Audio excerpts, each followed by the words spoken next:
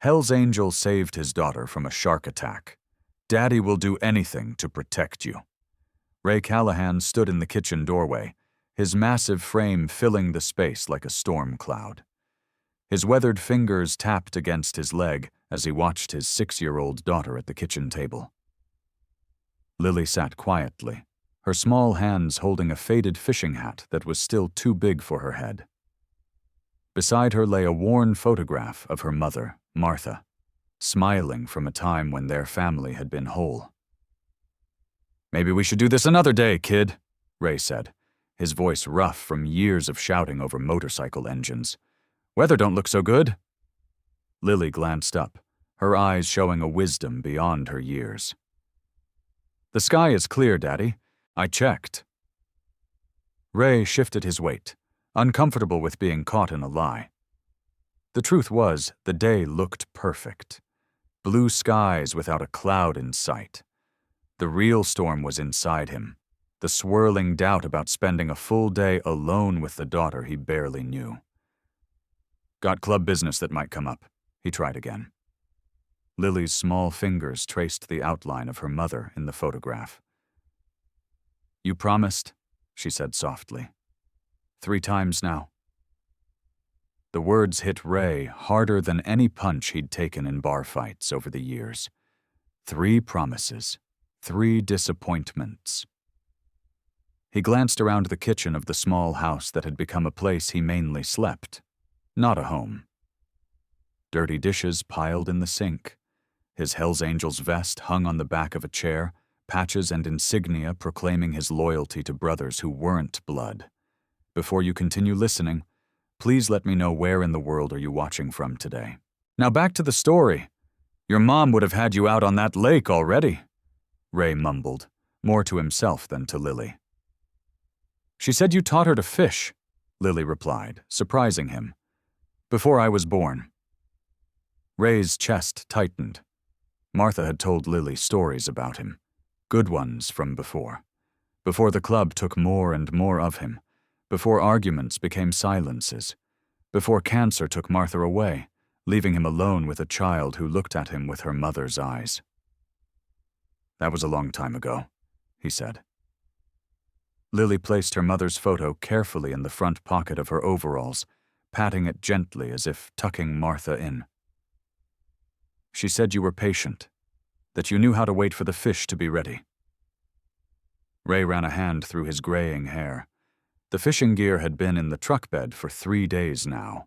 Each morning, he'd promised Lily they'd go, and each day he'd found a reason not to. Today was Saturday. No work excuse, no club run scheduled, just his fear. Don't even know if I remember how to fish proper, he admitted, walking to the refrigerator and pulling out a carton of orange juice. He poured a glass and set it in front of Lily. That's okay, she said, taking a small sip. I don't know how at all. Ray leaned against the counter, studying his daughter. She was small for 6, too small, the doctors had said when she was born. But she had survived, just like she had survived losing her mother 2 years ago, just like she survived having a father who didn't know how to be one. Might be boring, he warned, sitting in a boat for hours. Lily's face brightened slightly.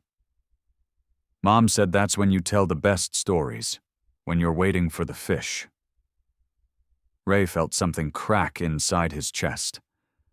Martha had painted him as some kind of hero to their daughter. A patient man, a storyteller, a father worth waiting for. He was none of those things now. But for a moment, looking at Lily's hopeful expression, he wanted to be. The keys to his truck sat on the counter. Ray stared at them, feeling the weight of the choice before him. Another broken promise would be easier, just another disappointment in a long line of them. Lily would stop expecting eventually, stop hoping. The thought made his stomach turn. With a sudden movement, Ray reached out and grabbed the keys. The metal bit into his palm as he closed his fist around them. All right, he said, the words feeling strange in his mouth. Get your hat on. We're going fishing. Lily's eyes widened, disbelief quickly replaced by a careful joy, as if she was afraid to trust it fully. She placed the oversized hat on her head and slid off the chair. "Really, Daddy? You mean it?" Ray nodded once, firmly. "Yeah, I mean it." He held the door open, and together they stepped outside into the morning light. Ray's truck rumbled down the 2-lane highway, the old engine groaning with each curve in the road. Fishing poles rattled in the truck bed behind them. Inside the cab, silence hung between father and daughter like a heavy curtain. Lily sat with her hands folded in her lap, the oversized fishing hat tilted slightly on her head. Every few seconds, she would glance up at her father, then back down at her hands. The morning sun streamed through the passenger window, lighting up her face. "Do you think we'll catch a big one today?" she finally asked, her small voice barely audible over the truck's engine. Ray kept his eyes on the road. "Don't know. Depends." "On what?" "Luck. Weather. If the fish are hungry." He tapped his fingers on the steering wheel. "Lot of things." Lily nodded seriously, as if he'd shared profound wisdom. "Mom said you caught a fish once that was bigger than me when I was a baby." Ray's grip tightened on the wheel. Martha had kept those memories alive for Lily. Memories he'd tried to bury. "That was at Jackson Lake," he said gruffly. "Different spot than where we're headed." "Was it really bigger than me?" A small smile tugged at the corner of Ray's mouth despite himself. "Well, you were only a few months old. Didn't take much to be bigger than you back then." Lily smiled, pleased to have drawn out this tiny piece of their history. She adjusted her hat, pushing it back so she could see better. "How long have you known how to fish, Daddy?" Ray thought about it. "Since I was younger than you. My old man taught me." "Was he nice?" Ray stared straight ahead. "Not particularly." Lily went quiet, sensing she'd touched on something painful. She turned to look out the window, watching the trees pass by. Ray felt a twinge of guilt. The kid was just trying to talk to him. "But he knew his way around a fishing pole," he added. "Taught me right." Lily turned back to him, her face brightening. "And you'll teach me right, too?" "I'll try," Ray said, the words feeling like a bigger promise than they should.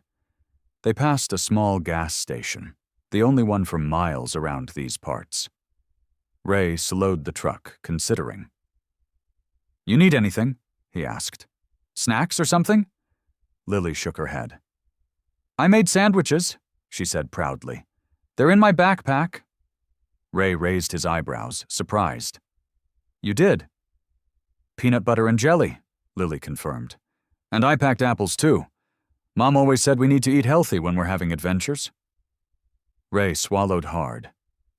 While he'd been avoiding this day, Lily had been preparing for it. "That was smart thinking," he said, accelerating past the gas station. The truck climbed a small hill, and suddenly the lake came into view, a vast expanse of blue shimmering in the morning light. Lily pressed her hands against the window glass. "It's beautiful," Ray grunted in agreement. It was beautiful, and it brought back memories he wasn't prepared for. He and Martha used to come here before Lily was born, sometimes after too, with baby Lily sleeping in a carrier between them. The truck turned onto the gravel road leading down to the dock. Ray drove slowly, the suspension creaking over every bump and dip. "Will there be other people fishing?" Lily asked. "Probably not many," Ray said. "It's early yet." The small parking area near the dock was empty, except for an old pickup similar to Ray's. A wooden sign with faded letters read, "Pine View Lake." Beyond it, a narrow dock stretched out into the water. Ray parked the truck and turned off the engine. The sudden silence felt heavy. "We're here," he said unnecessarily. Lily was already unbuckling her seatbelt, excitement making her movements quick and jerky. "I can carry something," she offered. "Just your backpack for now," Ray said. "I'll get the gear." Lily nodded and grabbed her small pink backpack from the floor of the truck. She pushed open her door and hopped down, adjusting her fishing hat once more. Ray sat for a moment, watching her through the windshield as she took a few steps toward the dock, then turned back, waiting for him. The morning sun caught in her hair, giving her the same golden halo Martha used to have in certain light. His hand hovered over the door handle. What was he supposed to say to her all day? How was he supposed to be the father Martha had described in her stories? Lily waved at him, her small face patient but hopeful. With a deep breath, Ray pushed open his door and stepped out into the morning air. The small aluminum boat drifted slowly across the still morning water. Ripples spread out behind them like tiny roads leading back to shore. Ray sat at one end of the boat, his large frame making the vessel tip slightly. Lily perched at the other end, her legs dangling just above the water, not quite long enough to reach the boat floor. "Hold it steady," Ray said, his rough hands guiding Lily's smaller ones on the fishing rod. "Not too tight. You want to feel it, but you don't want to strangle it." Lily nodded seriously, her face scrunched in concentration. The fishing rod looked enormous in her small hands, but she gripped it with determination. "Like this?" she asked. "That's better," Ray said. "Now, to cast, you're going to pull it back over your shoulder, then push it forward. But not too hard."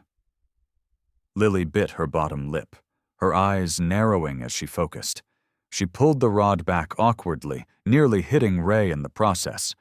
"Whoa there," he said, ducking. "Let's try again. Slower." The morning sun warmed their shoulders as Ray demonstrated the motion. His own cast sent the line sailing through the air in a perfect arc, the lure landing with a soft plop about 30 feet away. "Wow," Lily whispered. "Will I be able to do that?" Ray reeled the line back in. "Takes practice. Here, you try again." This time, he stood behind her, his hands hovering near hers without touching, ready to help if needed. Lily stuck her tongue out between her teeth, pulled back, and cast. The line traveled about 10 feet before splashing down. "I did it!" she exclaimed. A small smile crossed Ray's face. "You sure did. Now we wait."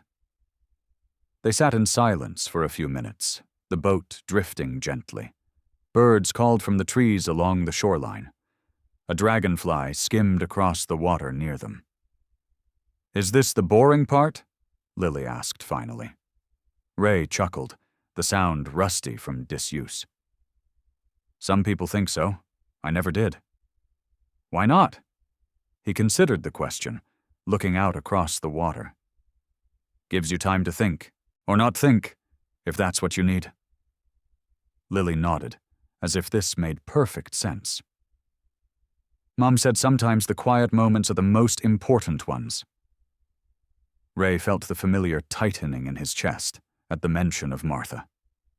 He glanced at Lily, who was watching her line with intense focus.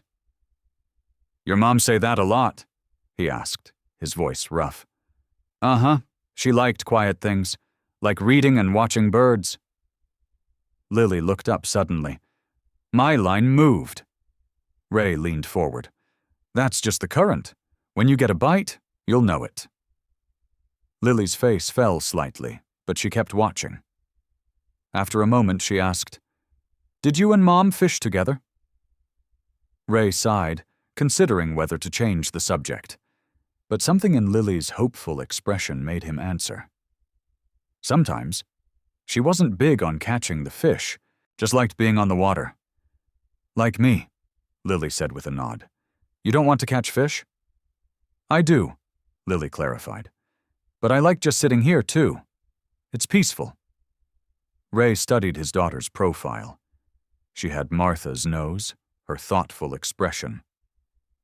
But there was something of him there, too, in the stubborn set of her jaw. The boat drifted toward the middle of the lake. Ray reached for the oars to correct their course. "Mom told me about the time you both got caught in a storm out here," Lily said suddenly. Ray's hands paused on the oars. "She did?" Lily nodded. "She said you weren't scared at all, even when the lightning was really close." Ray remembered that day. The storm had blown in fast, catching them by surprise. He'd been terrified, not for himself, but for Martha. "Your mom was the brave one," he said quietly. "She never panicked." "That's what she said about you," Lily replied. "She said you taught her about being brave. That's why she always told me. Courage isn't about not being scared. It's about doing what's right even when you are scared." Ray stared at his daughter, Martha's words coming out of her mouth as naturally as breathing. "She said that's what made you special," Lily continued, adjusting her grip on the fishing rod. "That you always did the right thing, even when it was hard." Ray looked away across the water, his throat tight. The man Martha had described to Lily, that wasn't him. Hadn't been for a long time. But hearing her words now, remembering the man he'd once tried to be.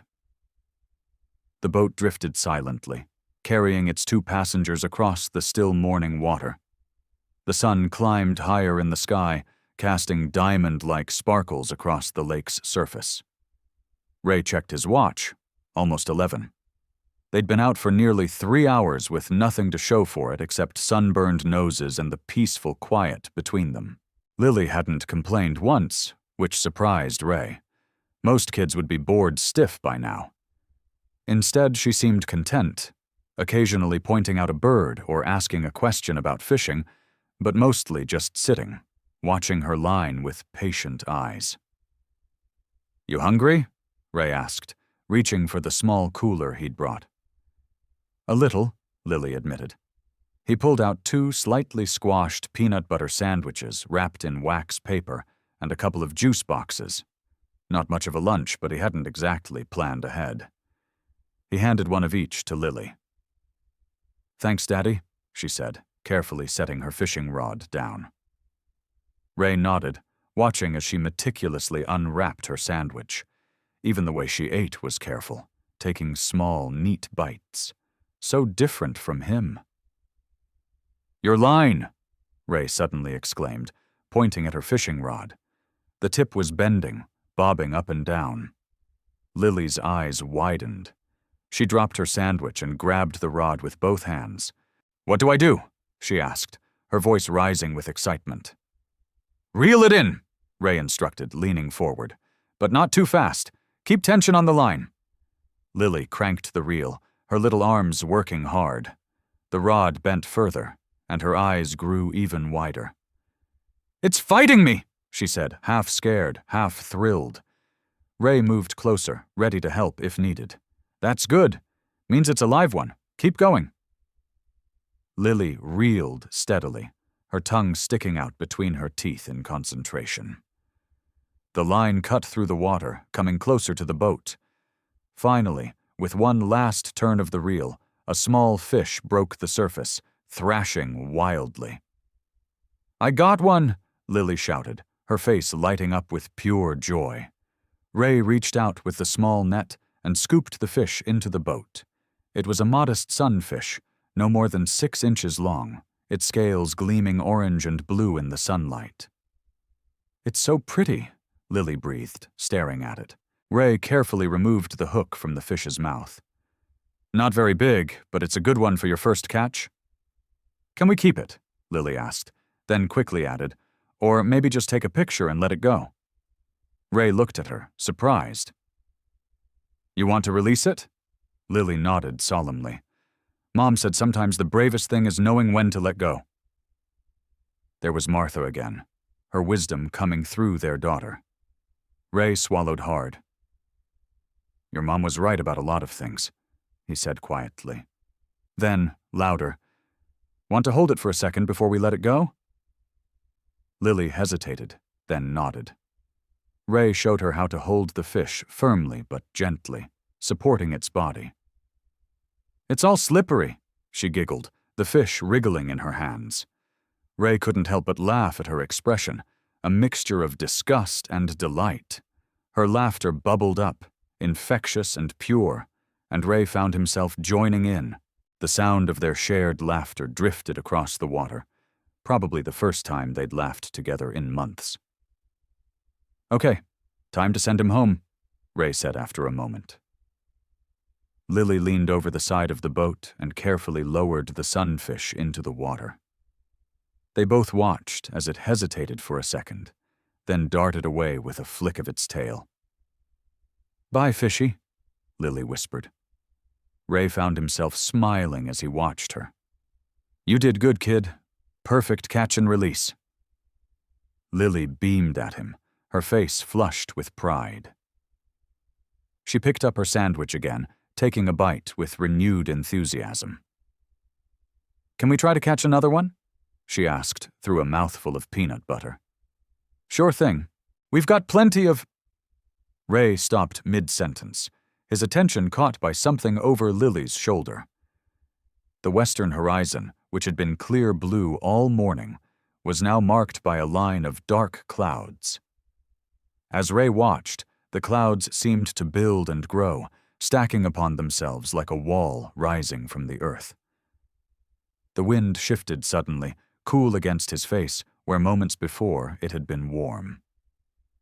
The surface of the lake, glass smooth just minutes ago, began to ripple and chop. "What's wrong?" Lily asked, noticing his expression. Ray frowned, calculating the distance to shore, the speed of the approaching clouds. "Storm's coming in," he said, reaching for the oars. "And it's coming in fast." The wind changed in an instant.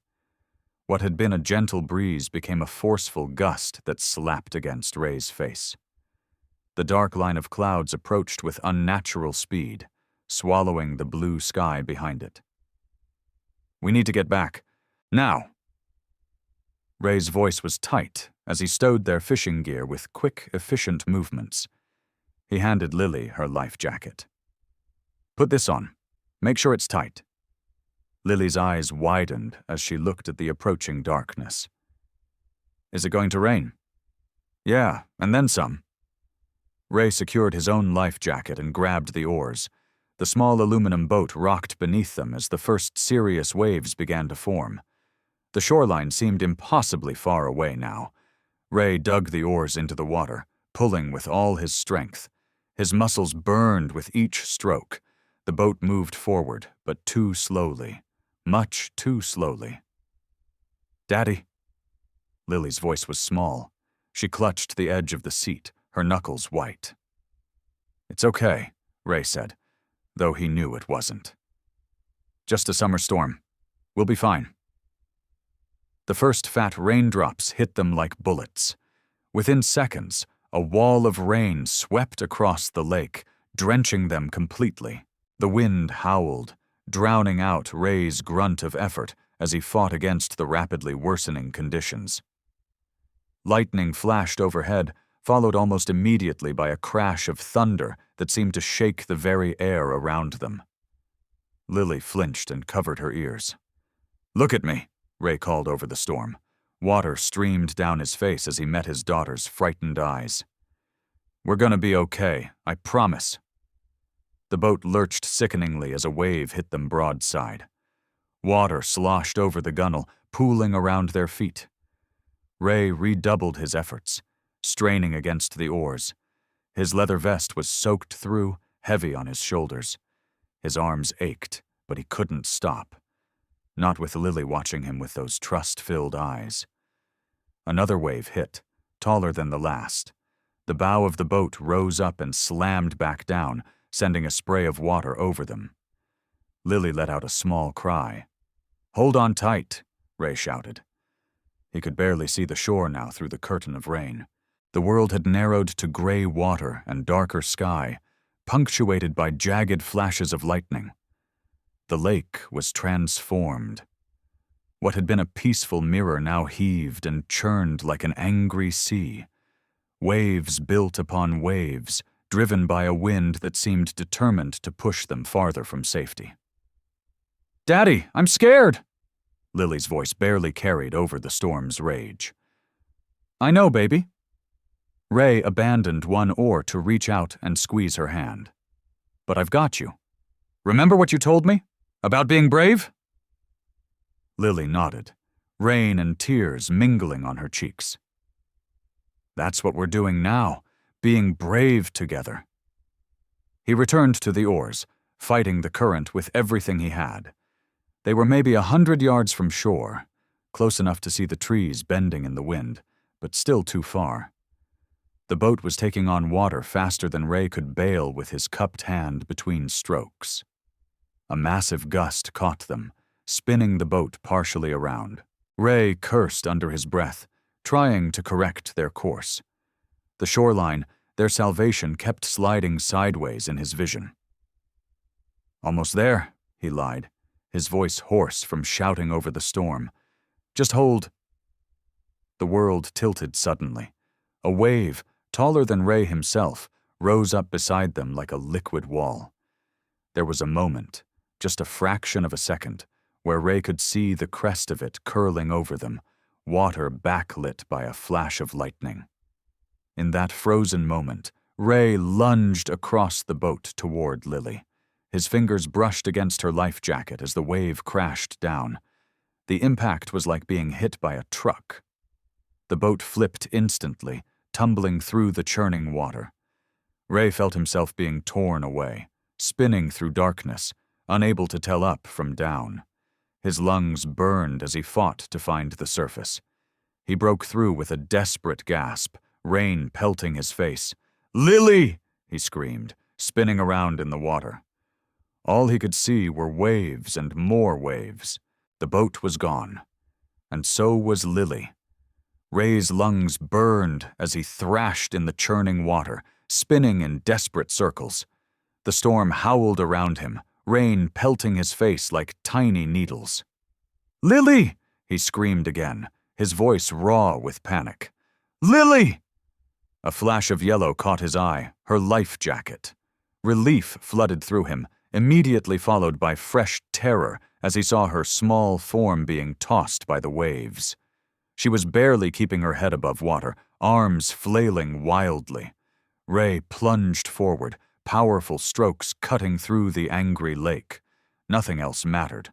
Not the storm, not the distance to shore, not the burning in his muscles. Only Lily. "I'm coming!" he shouted, though his words were swallowed by thunder. A wave lifted him high and then dropped him into a trough. For a moment, he lost sight of her. Panic clawed at his throat. Then he spotted her again, closer now but still struggling. With one final surge, Ray reached her. His strong arms wrapped around her small body, pulling her tight against his chest. She was coughing and sputtering, her eyes wide with terror. "I got you," Ray gasped, treading water. "I got you, baby." Lily clung to him, her small fingers digging into his shoulders through his soaked leather vest. Her whole body shook with fear and cold. "Daddy," she sobbed. "The boat, it's gone." "It doesn't matter," Ray said firmly, even as he scanned the roiling surface for any sign of their capsized vessel. Nothing. Just endless gray water stretching in all directions. "All that matters is you're okay. Are you hurt?" Lily shook her head, water streaming from her hair. "I'm scared." "I know, sweetheart." Ray adjusted his grip, making sure her life jacket was secure. "But I'm here now. I won't let anything happen to you." The storm continued to rage around them. Lightning split the sky, illuminating the savage landscape of waves. Each crash of thunder made Lily flinch in his arms. Ray kept them afloat, his strong legs kicking beneath the surface. "We need to get to shore," he muttered, more to himself than to Lily. He squinted through the rain, trying to determine which direction to swim. The shoreline was barely visible, a dark smudge in the distance. "It's so far," Lily whispered, following his gaze. "We can make it," Ray insisted, though doubt gnawed at him. The distance seemed impossible, especially with the current pushing against them. But what choice did they have? He began to swim, one arm wrapped securely around Lily while the other cut through the water. It was slow, exhausting work. The storm showed no signs of easing, each wave making progress more difficult. After several minutes of struggle, Ray paused, breathing hard. They had barely moved. If anything, the current seemed to be pulling them farther from shore. "Daddy, look!" Lily suddenly pointed behind him. Ray turned, following her finger. Something was floating on the surface about 20 yards away. A chunk of their boat, he realized. Part of the bench seat, still attached to a section of hull. "Good eyes, kiddo," Ray said, mustering a smile. "Let's get to it."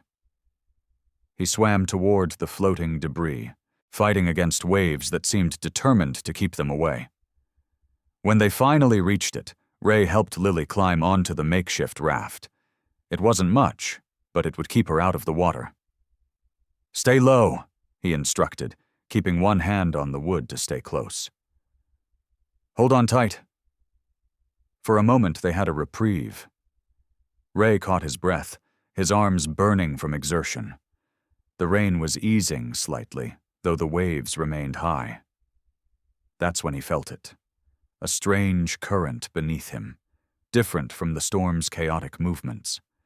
Something large displaced the water around his legs. Ray froze. An icy fear, different from anything he'd felt before, gripped his heart. Then he saw it, a dark shape gliding beneath the surface. Massive, prehistoric. A fin broke the water about 10 feet away, cutting a slow, deliberate path around them.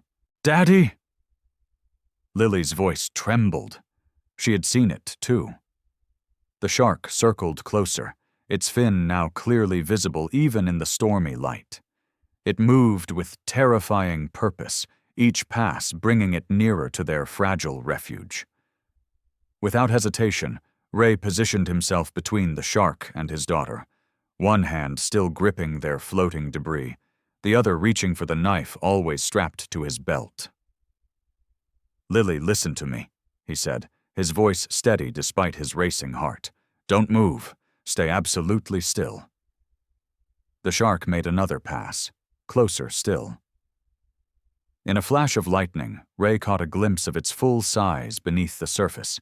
It was enormous, at least 12 feet of pure predator. "Daddy!" Lily cried as the fin disappeared, the shark diving deeper. Ray's eyes darted around, trying to track the invisible threat. When the fin reappeared, it was heading directly toward them. "Daddy will do anything to protect you!" Ray shouted over the storm, bracing himself as the massive predator approached. His body formed a human shield between his daughter and the circling death below, his knife gripped tightly in his white-knuckled fist. The shark's massive body slammed into the floating debris, nearly capsizing their makeshift raft. Lily screamed as water splashed over them. Ray kept one arm locked around the wood, the other clutching his knife. "Hold on!" he shouted to Lily. The predator circled back, its dorsal fin cutting through the churning water like a blade. Ray could feel his heart hammering against his ribs. The shark was testing them, measuring their weakness. When it charged again, Ray was ready.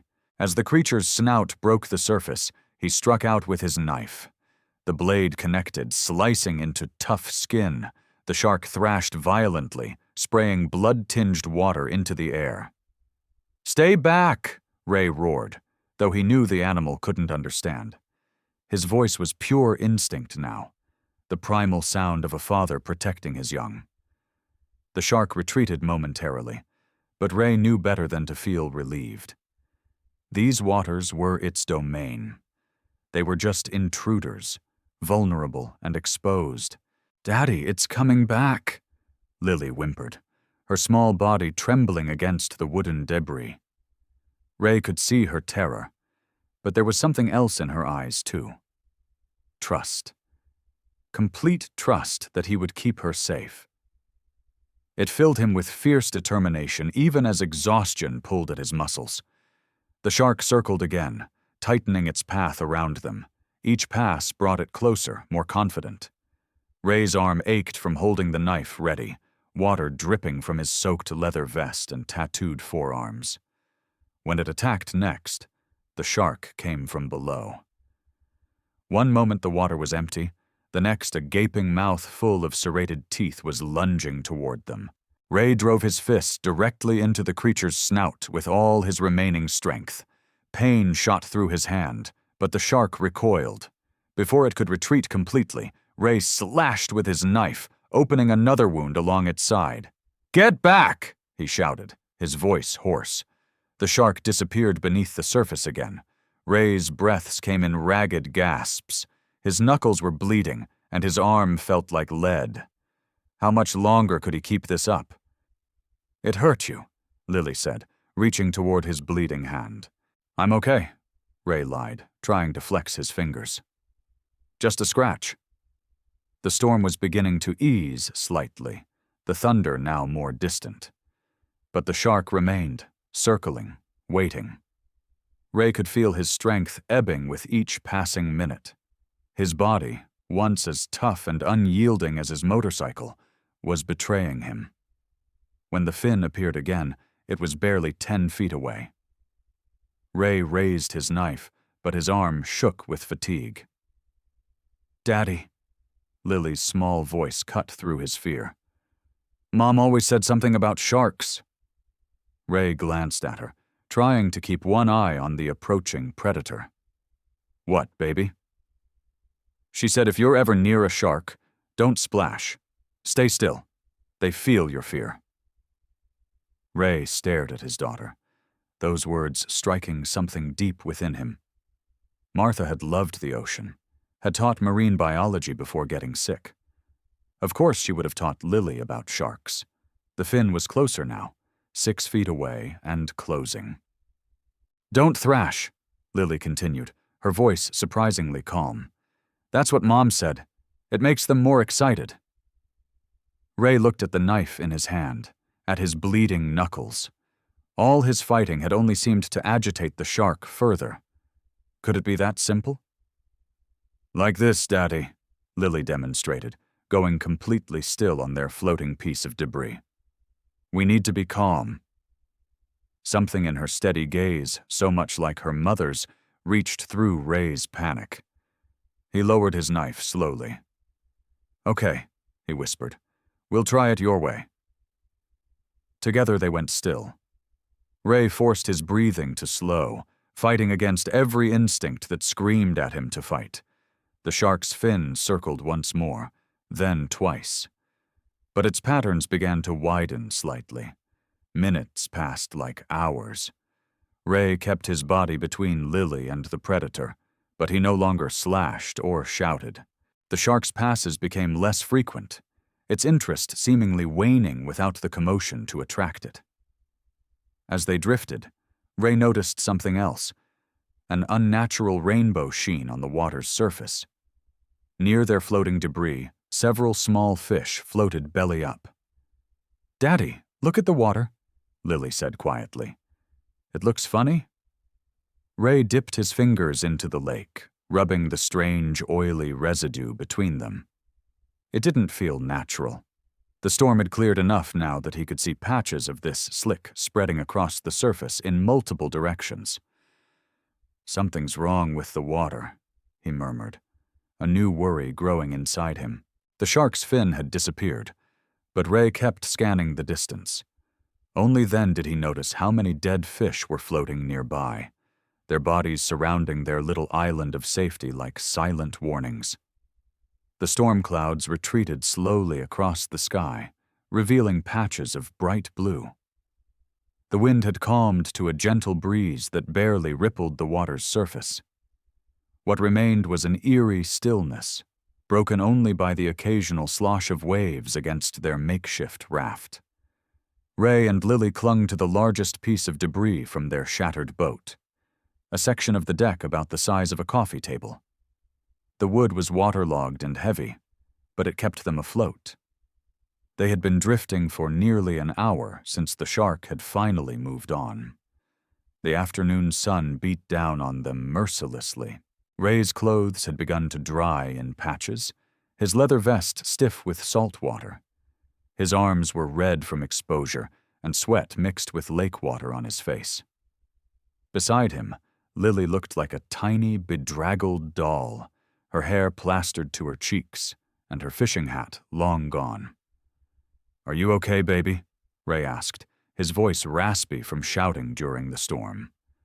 Lily nodded, though her lips had taken on a slightly blue tinge. "I'm just tired, Daddy." Ray scanned the horizon, looking for any sign of other boats or the shoreline. Nothing but water stretched in every direction. The storm had pushed them far from where they had started, and without landmarks, he couldn't tell which way to head. "We're gonna be fine," Ray said, trying to sound confident. "Someone will come looking for us soon." "I know," Lily said simply, with that strange, calm certainty she'd shown during the shark encounter.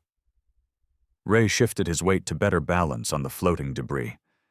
As he moved, a sharp pain shot through his side, making him wince.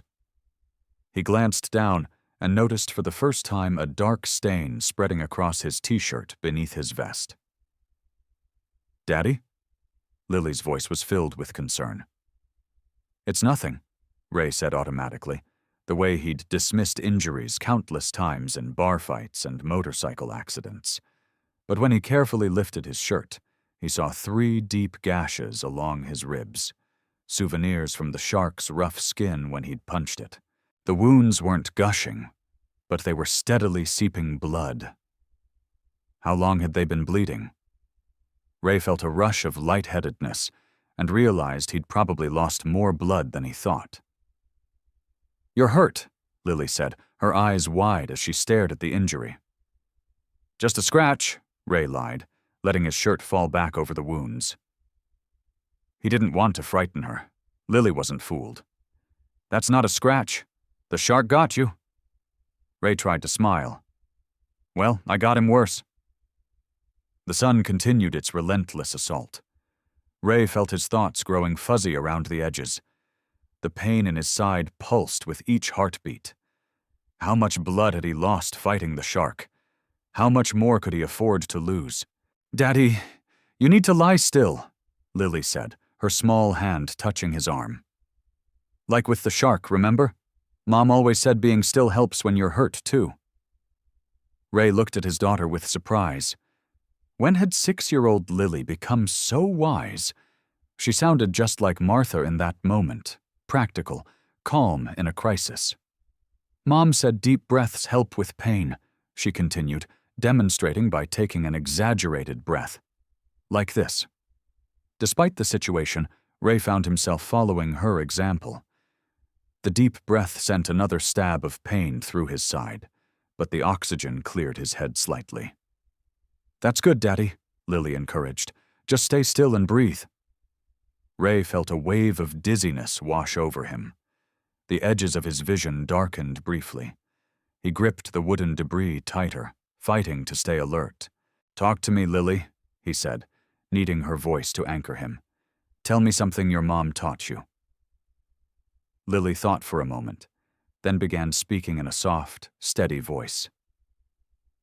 "Mom said the ocean is like life. Sometimes there are big waves that knock you down, but if you stay calm and wait, the water always gets smooth again." Ray felt a lump form in his throat. Martha had always had a way with words. "She's right, isn't she?" Lily continued, patting Ray's arm gently. "We just need to wait for the smooth water." Ray nodded, unable to speak. The pain in his side throbbed, and he could feel warm blood still seeping from the wounds. He needed to stay conscious to protect Lily, but the combination of blood loss, exhaustion, and sun exposure was taking its toll. "Stay awake, Daddy," Lily said, her voice suddenly urgent. "Remember what Mom always said? Just keep breathing, one breath at a time." Ray focused on Lily's face, using her as an anchor against the encroaching darkness. "That's it," she said, squeezing his hand. "Just be still and breathe. I'll watch for boats. You rest." Ray managed a weak smile. "When did you get so smart?" "Mom taught me," Lily said simply.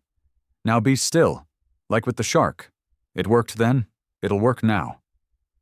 The afternoon sun hung like a fiery coin in the sky, beating down on the small piece of wreckage. Hours had passed since the storm, but time seemed frozen on the open water. Ray's face had grown pale beneath his weathered tan, and he kept blinking hard, fighting to stay alert.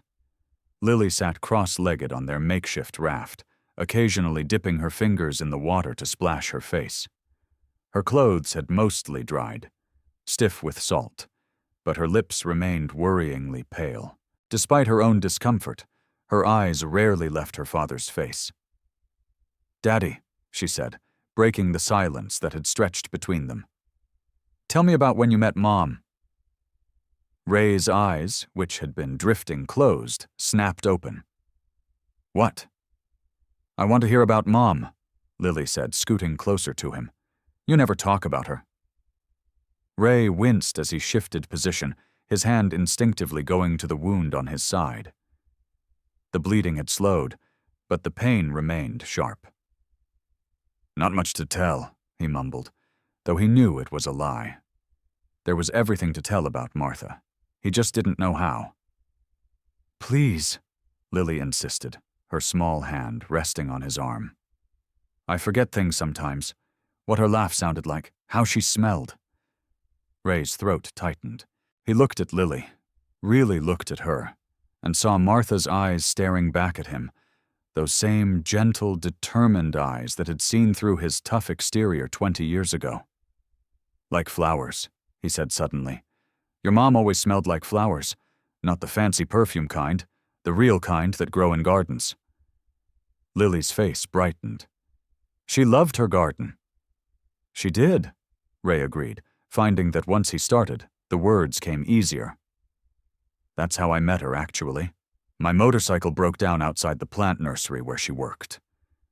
"She fixed plants, not motorcycles," Lily said, giggling softly.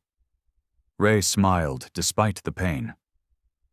"That's what I told her, but she came out anyway, wiping dirt from her hands onto those overalls she always wore. She took one look at my bike and said, 'Your timing chain is loose.'" "Was she right?" "She was always right," Ray said, his voice softening.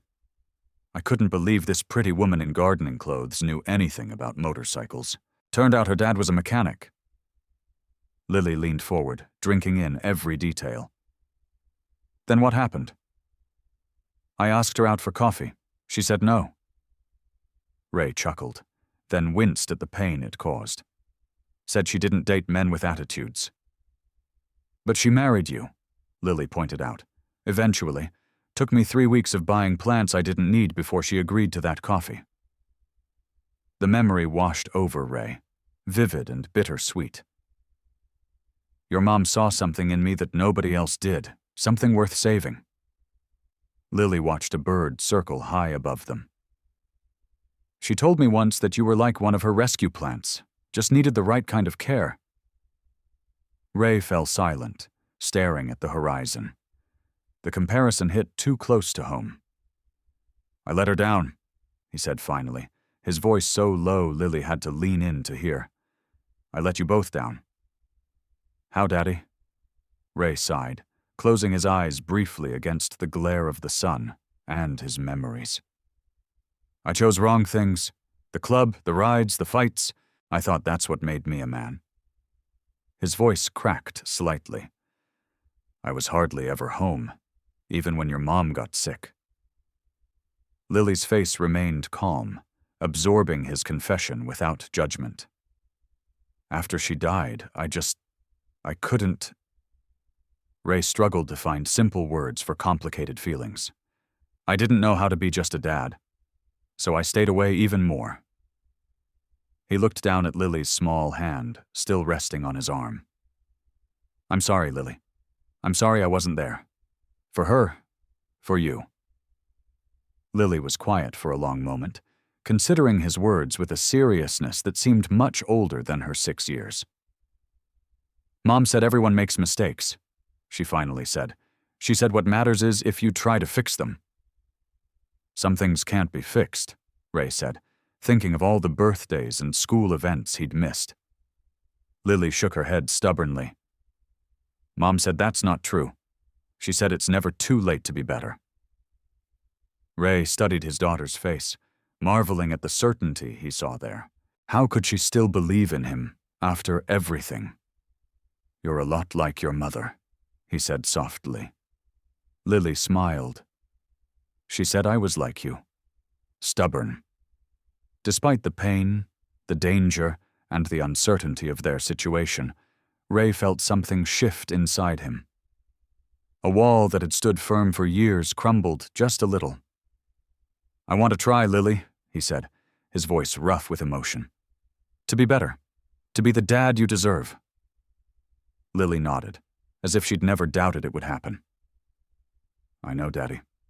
Mom knew it too. The confession hung between them, as real and tangible as the debris they clung to. For a moment, there was only the sound of gentle waves lapping against their makeshift raft, and the distant cry of a seabird. Then Ray noticed it, a subtle change in the water's rhythm. Small ripples formed about 30 feet away, disturbing the otherwise calm surface. His muscles tensed instantly. Lily, he whispered, his voice barely audible. Don't move. The little girl followed his gaze and froze. The carefree expression that had briefly returned to her face during their talk about her mother vanished.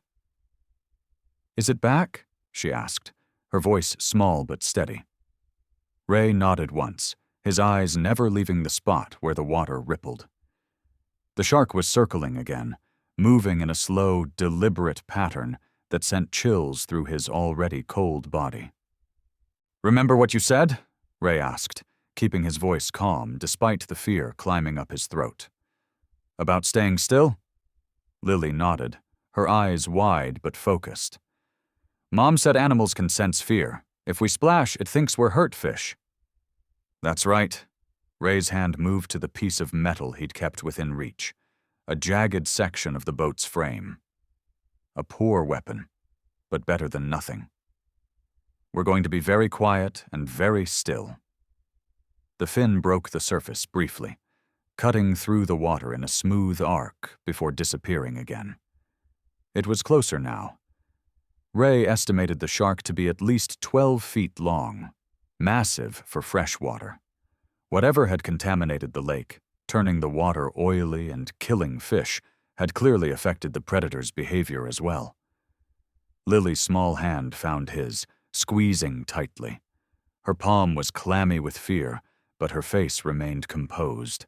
Ray marveled at her courage, a 6-year-old showing more bravery than grown men he'd known.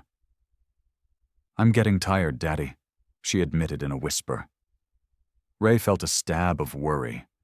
Hours in the water, the shock, the hot sun, it was all taking a toll on her small body. On his, too.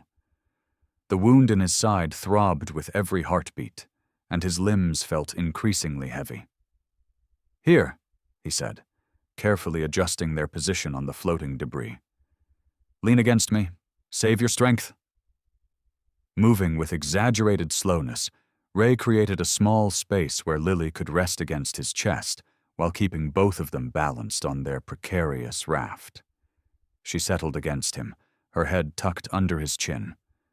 The fin appeared again, closer this time. Ray held his breath, his free hand tightening around the metal shard. The water around them was eerily quiet. No fish, no usual lake sounds, just the occasional ripple as the predator passed nearby. Daddy, Lily whispered, her breath warm against his neck. I'm scared. Ray swallowed hard. He wanted to tell her everything would be fine, that help was coming, that they'd be rescued soon. But he just promised to be better. And that meant no more lies. Me too, Lily girl, he admitted softly. But being scared is okay. Being brave means doing the right thing even when you're scared. She nodded against his chest. Like staying still? Exactly like staying still. The fin disappeared again. Minutes dragged by with agonizing slowness. Ray's eyes scanned the horizon, searching for any sign of another boat. But the lake remained empty. His wounded side was growing numb, a bad sign, he knew. Lily's breathing had become deeper, more regular. Despite everything, she was falling asleep, exhaustion finally winning out over fear. Ray gently kissed the top of her head, breathing in the scent of her hair. Lake water and sunshine. "I've got you," he whispered, though he wasn't sure she could hear him. "Daddy's got you." The ripples continued to circle their small island of safety, but Ray refused to let his vigilance drop. Every sense remained alert, his body poised to protect Lily if the shark approached. His strength was fading, but his resolve had never been stronger. They waited in perfect stillness as the afternoon sun began its slow descent toward the horizon. Two figures adrift, one small and sleeping, one large and watchful, both clinging to each other as their only lifeline. The sun hung heavy in the afternoon sky, beating down on the water's surface. Ray shifted slightly on their makeshift raft, careful not to disturb the precarious balance they had found. His side throbbed with a dull, persistent pain, but he tried to focus elsewhere. On Lily, on staying alert, on surviving. The shark had disappeared from view for now, but Ray knew better than to believe it was gone. The water remained unnaturally still, with that strange, oily sheen catching the sunlight in rainbow patterns around them. Lily stirred against his chest, her eyes fluttering open. She'd only dozed for 20 minutes or so, but it seemed to have restored some of her energy. "Any boats?" she asked, her voice small but hopeful. Ray shook his head. "Not yet, sweetheart, but someone will come looking soon." Lily nodded, accepting his words with that quiet trust that always caught him off guard. She adjusted herself carefully on their floating debris, keeping her movements slow and deliberate. "Tell me a story, Daddy," she said after a moment of silence, "to help us stay awake." Ray frowned slightly. He wasn't good at stories. That had been Martha's department. She had filled Lily's head with tales of adventure and courage, of princesses who saved themselves and magical creatures who lived beneath the waves. "I don't know many stories, Lily girl." "Tell me about Mom," Lily suggested, her eyes brightening despite their dire situation. "Tell me how you met her." Something caught in Ray's throat. Not quite a laugh, not quite a sob. Of all the things to talk about while stranded in shark-infested waters. "You want to hear that old story?" he asked, trying to keep his voice light. Lily nodded eagerly. "Mom told her version. I want to hear yours." Ray looked out across the water, letting his mind drift back nearly 8 years. Before the club took over his life. Before he lost sight of what mattered. "I was working at Joe's garage back then," he began slowly. "Just fixing bikes, nothing fancy. Your mom's car broke down right in front of the place. Middle of July, hot as blazes." Lily listened with rapt attention, her eyes never leaving his face. "She came storming in, all fired up because she was late for a job interview. Hair all wild from the heat, cheeks flushed red." Ray smiled at the memory. "She looked at me like I was personally responsible for her car trouble." "Was she mad?" Lily asked, smiling slightly. "Furious," Ray chuckled softly. "But then her car just needed a simple fix. Loose battery cable. Took me 2 minutes to repair it. And when I wouldn't take her money, she insisted on buying me coffee sometime as thanks." The memory washed over him, clear as yesterday. Martha standing in that garage doorway, sunlight streaming in behind her. That determined set to her jaw that he'd come to love. "She didn't know I was—" Ray hesitated, choosing his words carefully. "That I ran with a rough crowd. She just saw a mechanic who helped her out." "When did you go for coffee?" Lily prompted, shifting slightly on their raft. 3 days later, I almost didn't show. Ray's voice grew quieter. I knew she was too good for me, too smart, too everything. But you went anyway, Ray nodded. I went anyway. Best decision I ever made. Lily's face softened. Mom said you were wearing a clean white t-shirt and had your hair combed all nice. She said she knew right then you weren't just some tough guy. The words struck Ray like a physical blow. Martha had seen something in him, something worth loving, from the very beginning. She ordered black coffee and talked about books I'd never read, Ray continued, his throat tight with emotion. But she didn't make me feel stupid. She just made me want to be better. Lily was quiet for a moment, studying his face. Then she said something that stopped his heart. Mom always told me you had a good heart, Daddy, even when you were away a lot. She said underneath all that leather was a good heart that just got lost sometimes. Ray couldn't speak. The simple faith of his wife, faith he'd never deserved, hit him harder than any fist ever had. And here was their daughter, adrift in dangerous waters because of his poor choices, still believing those words. He swallowed hard, turning his face away so Lily wouldn't see the tears that threatened to spill. Martha had believed in him until the end. And somehow, miraculously, Lily still did too. The afternoon sun burned relentlessly overhead, turning their small makeshift raft into an island of misery. The water's surface glittered like broken glass, harsh and blinding. Ray squinted against the light, his vision blurring at the edges. His side had gone from throbbing to a strange, distant numbness. That wasn't good. He'd been in enough bar fights to know what blood loss felt like. His shirt clung to his skin, wet with lake water and darker patches that weren't water at all. How much longer till someone finds us? Lily asked, her voice thin with fatigue. Ray blinked slowly, struggling to focus on her face. Not long now, he lied. He had no idea if anyone was even looking for them. The lake was big. Too big. The raft shifted slightly beneath them as Ray's arm slipped off the edge, dipping into the warm water. He didn't have the strength to pull it back. Daddy? Lily's voice came from far away now. The sky above was so blue it hurt to look at. Blue like Martha's favorite dress. Blue like Lily's eyes. Martha had loved this lake. Said it was peaceful. She'd be angry knowing it might take him and Lily both. Sorry, Martha, he whispered, not realizing he'd spoken aloud. Daddy. Lily's voice was sharper now, urgent. Small hands pressed against his cheek. Wake up! Ray blinked again, struggling to keep his eyes open. The edges of his vision were darkening, like someone was slowly pulling a curtain closed. His head felt so heavy. Just resting my eyes, Lily girl, he mumbled. Just for a minute. No! Lily's voice trembled but held firm.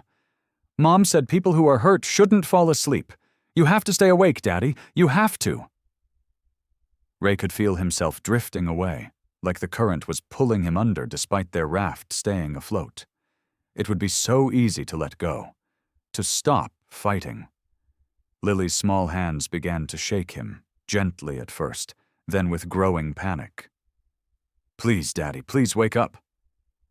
A small splash of water hit his face. Lily was cupping water in her hands, trying to revive him. I'm scared, she admitted, her voice breaking. Please don't leave me alone out here. Something in her words cut through the fog in Ray's mind. Alone. He was leaving her alone, just like he'd been doing her entire life. Gone on club business, gone on runs, gone. And now, when she needed him most, he was slipping away again. With enormous effort, Ray forced his eyes open. Lily's face swam into view, her features pinched with worry, tears making clean tracks down her sun-reddened cheeks. There you are, she whispered, relief flooding her face. Stay with me, okay? Okay, Ray managed, his voice a dry rasp. Not going anywhere. Lily reached for his hand, wrapping her small fingers around his much larger ones. Her palm felt hot and dry against his cooling skin. Promise, she insisted, squeezing his hand with surprising strength. Promise you'll stay awake. Ray struggled to focus, to push back the darkness that kept trying to claim him. In the distance, the sun had begun its slow descent toward the horizon. How many hours had they been out here? Too many. Far too many for a 6-year-old to endure without complaint. I promise, he said, meaning it more than any promise he'd ever made. He'd broken so many to her already. Lily's face relaxed slightly. She kept her grip on his hand, as if she could physically anchor him to consciousness through sheer determination. We need to keep talking, she said decisively. Mom always said talking helps people stay awake. Despite everything, Ray felt a weak smile tug at his lips. Your mom was a smart lady. The smartest, Lily agreed. She looked around at the vast lake stretching in every direction, then back at her father, her chin lifted with a stubborn resolve that was pure Martha. We're going to be okay, but you have to stay with me. I will, Ray promised again. Not leaving you, Lily. Not ever again. The late afternoon sun hung lower in the sky, casting long golden fingers across the water. The harsh glare had softened into something gentler, painting the lake in shades of amber and rose. For Ray, each breath had become a conscious effort, his chest rising and falling with painful deliberation. Lily had not let go of his hand. Her small fingers remained wrapped around his, as if she could transfer her strength to him through sheer willpower. Her other arm draped protectively over his chest. Look at the clouds, Daddy, she whispered, pointing upward with her chin. That one looks like a rabbit. Ray tried to focus, following her gaze to where puffy white clouds drifted across the deepening blue sky. Everything seemed to shimmer at the edges. Which one? He asked, his voice barely audible. There, Lily said, carefully shifting her weight on their makeshift raft. The fluffy one with the long ears. Ray squinted. I see it, he lied, seeing nothing but blurry shapes. But the small smile that lit Lily's face was worth the lie. They had fallen into a rhythm over the past hour, Lily talking, pointing things out, asking questions. Ray responding with whatever strength he could muster, anything to stay awake, anything to keep his promise. The lake had grown calmer as the day aged, the choppy waves settling into gentle swells that rocked their debris raft. The shark had not reappeared, though Ray couldn't shake the feeling that it remained somewhere below. Waiting. Lily shifted again, this time sitting up straighter. The movement sent a ripple of pain through Ray's side, but he bit back a groan. Daddy, she said, her voice suddenly alert. Daddy, look! Ray tried to lift his head, but the effort was too much. What is it, Lily girl? I think I see something. Her voice rose with cautious excitement. Out there. Far away. With tremendous effort, Ray turned his head in the direction she was looking. At first, he saw nothing but water and sky blending together at the horizon. Then, squinting hard, he caught a glimpse of something, a dark speck against the golden light. Could be a boat, he rasped, not wanting to get her hopes up. Lily's breathing quickened. It is a boat, I know it is. She carefully let go of Ray's hand and pushed herself up higher, balancing precariously on their floating debris. Lily, be careful, Ray warned, finding a spark of energy in his concern. They can't see us if we don't make them look, she replied, with simple logic. She raised one thin arm and began to wave it slowly back and forth. Hello, she called out, her young voice carrying surprisingly well across the water.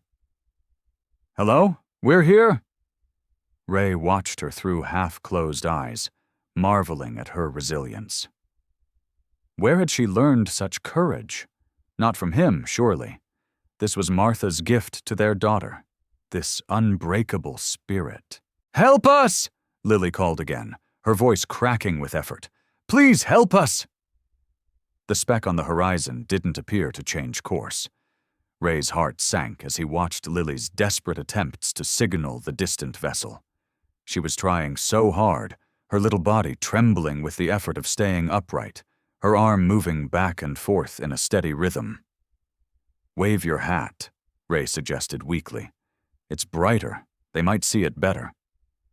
Lily nodded, reaching for her fishing hat, which had somehow stayed with them through everything. The yellow fabric stood out against the darkening sky as she waved it frantically above her head. "Here! We're over here!" she shouted, her voice stronger now, fueled by desperate hope. Ray forced himself to keep his eyes open, focused on that distant shape. Was it his imagination, or had it changed direction slightly? He couldn't be sure. His vision kept blurring, the world tilting sideways whenever he tried to concentrate too hard. "I think they're coming," Lily whispered, her voice suddenly hushed with disbelief. "Daddy, I think they see us." Ray strained to look again. The dark shape was definitely larger now, and it appeared to be moving with purpose, cutting across the water in their direction, rather than continuing along its previous path. "Keep waving," he urged, using what little strength he had left to reach up and touch her ankle in encouragement. "Don't stop." Lily continued waving her bright yellow hat, her small body silhouetted against the setting sun. The boat was growing larger by the minute, its outline becoming clearer as it approached. "They're coming!" Lily cried, real joy breaking through in her voice for the first time in hours. "They're really coming!" With tremendous effort, Ray pushed himself up onto one elbow, ignoring the stabbing pain that accompanied the movement. He needed to see this with his own eyes, needed to be sure it wasn't just wishful thinking or a mirage born of blood loss. The boat was unmistakable now, a fishing vessel cutting purposefully through the water toward them, its wake spreading out behind it in a wide V. Relief washed over Ray in a dizzying wave. He reached for Lily, drawing her back down beside him, wrapping one arm around her small shoulders. "You did it, Lily girl," he whispered, holding her close as the boat grew larger on the horizon. "You saved us both." Lily curled against his side, careful to avoid his wound. Her body was trembling slightly, whether from exhaustion, cold, or relief, Ray couldn't tell. Probably all three. "We're going to be okay now, aren't we, Daddy?" she asked, looking up at him. The approaching boat was close enough now that Ray could make out figures moving on its deck. Help was coming. They had made it. "Yeah, baby," he said, holding her close as hope rose within him, warm and bright despite his fading strength. "We're going to be okay." The fishing boat pulled alongside their makeshift raft, its engine throttling down to a low rumble. 3 men leaned over the side, their weathered faces creased with concern. "My God," one of them said, a stocky man with a salt and pepper beard. "Get them up, quick." 2 of the fishermen reached down, strong arms extending toward Ray and Lily. Ray struggled to push Lily up first, but he could barely lift his arms now. "Take her," he rasped. "My daughter first." The youngest of the fishermen, a man with kind eyes and a red cap, leaned far over the side. "Come here, little one," he called to Lily, his voice gentle. "Can you reach my hand?" Lily looked at Ray, unwilling to leave him even now. He nodded weakly. "Go on, Lily girl. I'll be right behind you." With trembling arms, Lily reached up. The fisherman caught her hands and lifted her smoothly onto the boat. She immediately turned back, her face appearing over the edge. "Daddy!" she called, fear creeping back into her voice. "We've got him, sweetheart," the bearded fisherman assured her, as he and his companion reached down for Ray. Ray tried to help. Truly he did. But his strength had finally deserted him. The men had to do most of the work, grabbing him under the arms and hauling him aboard with grunts of effort.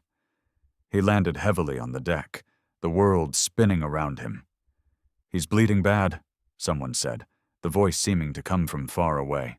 Lily's small hand found his face, patting his cheek. "Daddy, stay awake," she pleaded. The third fisherman, older than the others with deep lines etched into his leathery face, was already wrapping Ray in a thick blanket. "Joe, get the first aid kit," he ordered, "and bring another blanket for the girl." Ray felt hands moving over his side, pressing against the wound where the shark had torn through his flesh. The pain flared white-hot, then dulled to a throb as something was pressed firmly against it. "Shark got you good," the older man said, his voice matter-of-fact. "You're lucky to be alive." Ray's eyes found Lily, who was now being wrapped in her own blanket by the man in the red cap. "Wasn't luck," he mumbled. The fisherman followed his gaze to Lily and nodded in understanding. "Your little girl's tough as nails," he said quietly. "She waving that yellow hat is what caught our eye." Ray managed a weak smile. "She's her mother's daughter."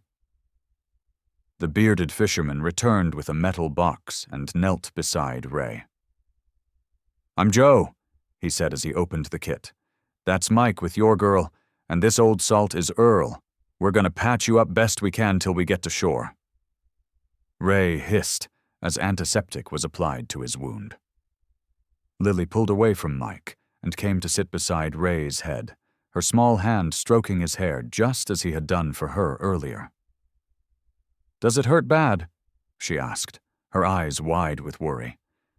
"Not anymore," Ray lied, forcing a smile. "These fellas know what they're doing." Earl had moved to the wheelhouse and started the engine again. The boat began to turn, picking up speed as it headed toward shore. Mike brought over a bottle of water, helping first Lily and then Ray take small sips. "What were you two doing out in this part of the lake?" Joe asked as he worked on bandaging Ray's side, especially with that storm that blew through. "Fishing trip," Ray managed to say. "Storm came up fast." Mike nodded grimly. "Weather's been unpredictable lately. Storms showing up with no warning." Joe secured the bandage and sat back on his heels. "You're lucky the shark didn't take more than a bite. They're not usually aggressive in these waters."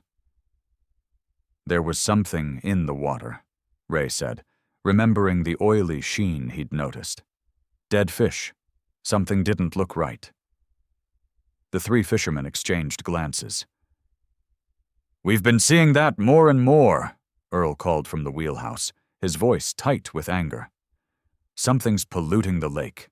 Fish acting strange, water looking wrong." Joe nodded grimly. "Been reporting it for months, but nobody wants to listen." "There's a chemical smell some days," Mike added, tucking the blanket more securely around Lily. "And the fish we catch, some of them have sores. Never seen anything like it."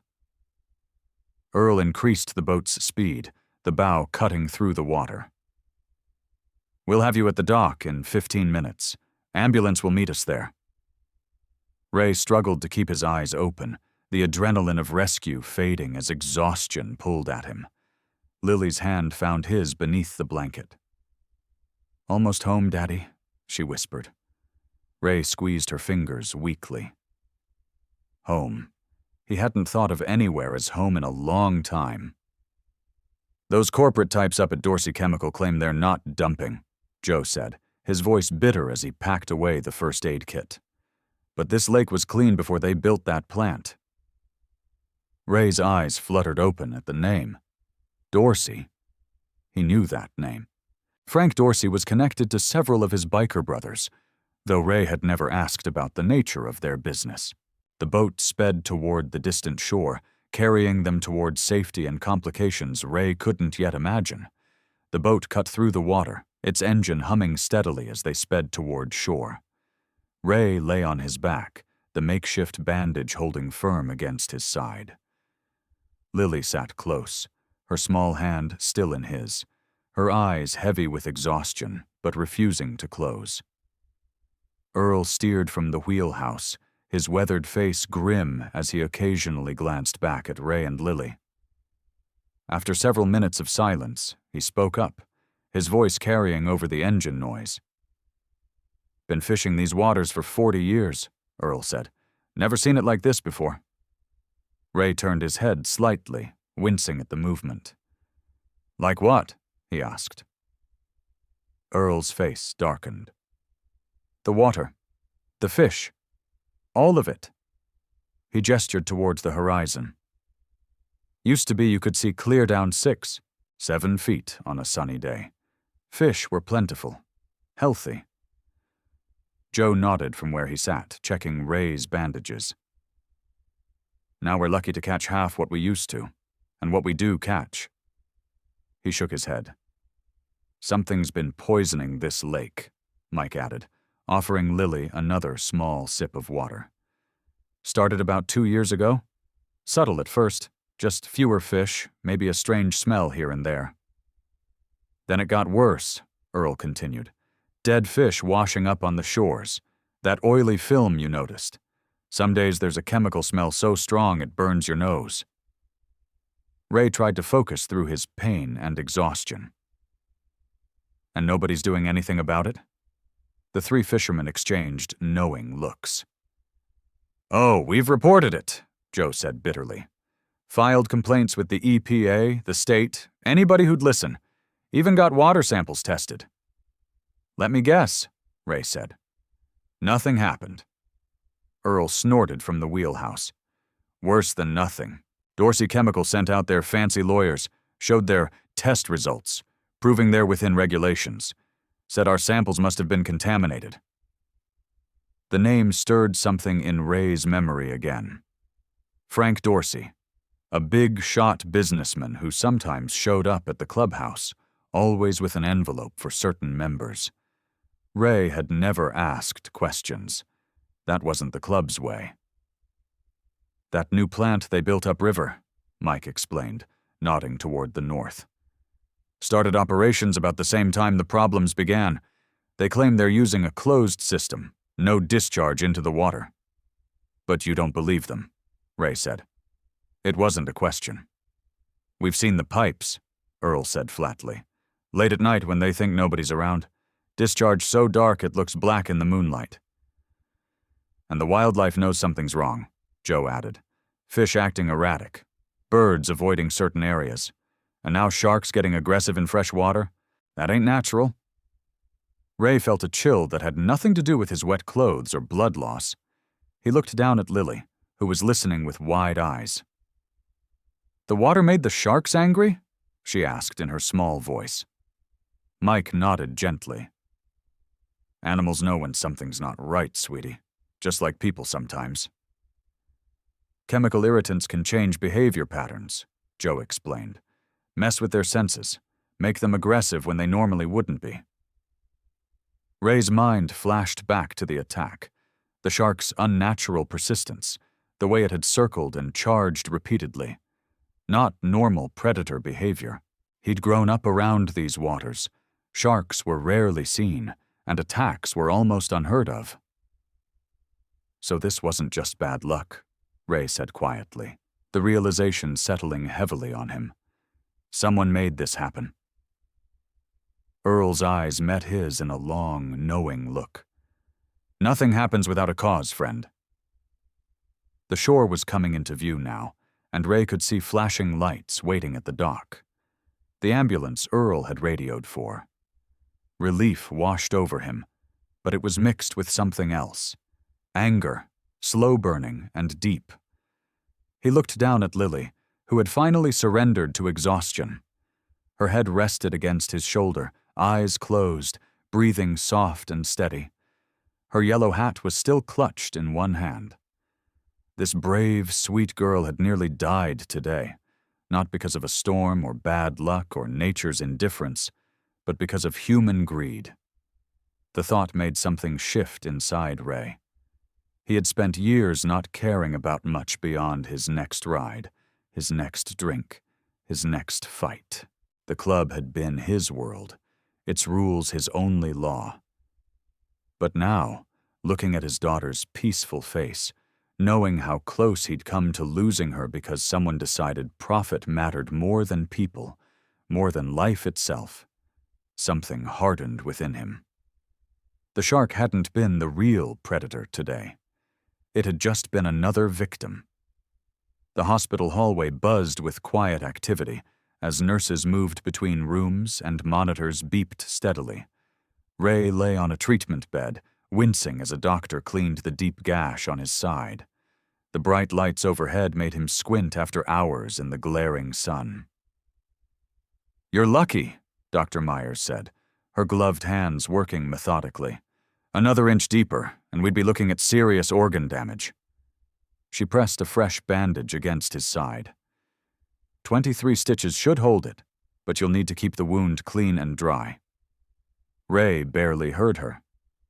His thoughts were down the hall where another doctor was examining Lily. They'd been separated as soon as they arrived, and even though the nurses assured him she was fine, his chest felt tight until he could see her again. "Mr. Callahan?" Dr. Myers snapped her fingers near his face. "Did you hear what I said about the antibiotics?" "Yeah, take them all. No skipping."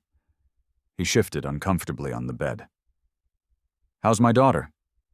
Dr. Myers' expression softened. "Dr. Patel just texted me. She's dehydrated but otherwise fine. Just some minor scrapes and sunburn." She finished taping the bandage in place. "She's been asking about you non-stop." Relief flooded through Ray's body, making him suddenly aware of how exhausted he was. His arms felt heavy, his eyelids drooping. "When can I see her?" he asked. "As soon as we finish here." Dr. Myers pulled off her gloves. "The police are waiting to take your statement, too." Ray nodded absently. The police? Of course they'd want to know what happened. But what would he tell them? That someone was poisoning the lake? That a company powerful enough to ignore the EPA was dumping chemicals? He'd need proof. And stepping forward meant putting himself in the spotlight. Something he'd spent his adult life avoiding. A nurse appeared with a wheelchair. "Your chariot awaits, mister. Callahan." Ray started to protest, but stopped when his legs wobbled as he tried to stand. He sank into the wheelchair, hating his weakness but eager to see Lily. The nurse wheeled him down the corridor to a room decorated with colorful animal pictures. Lily sat propped up in bed, a small bandage on her forehead, and an IV in her arm. Her face lit up when she saw him. "Daddy!"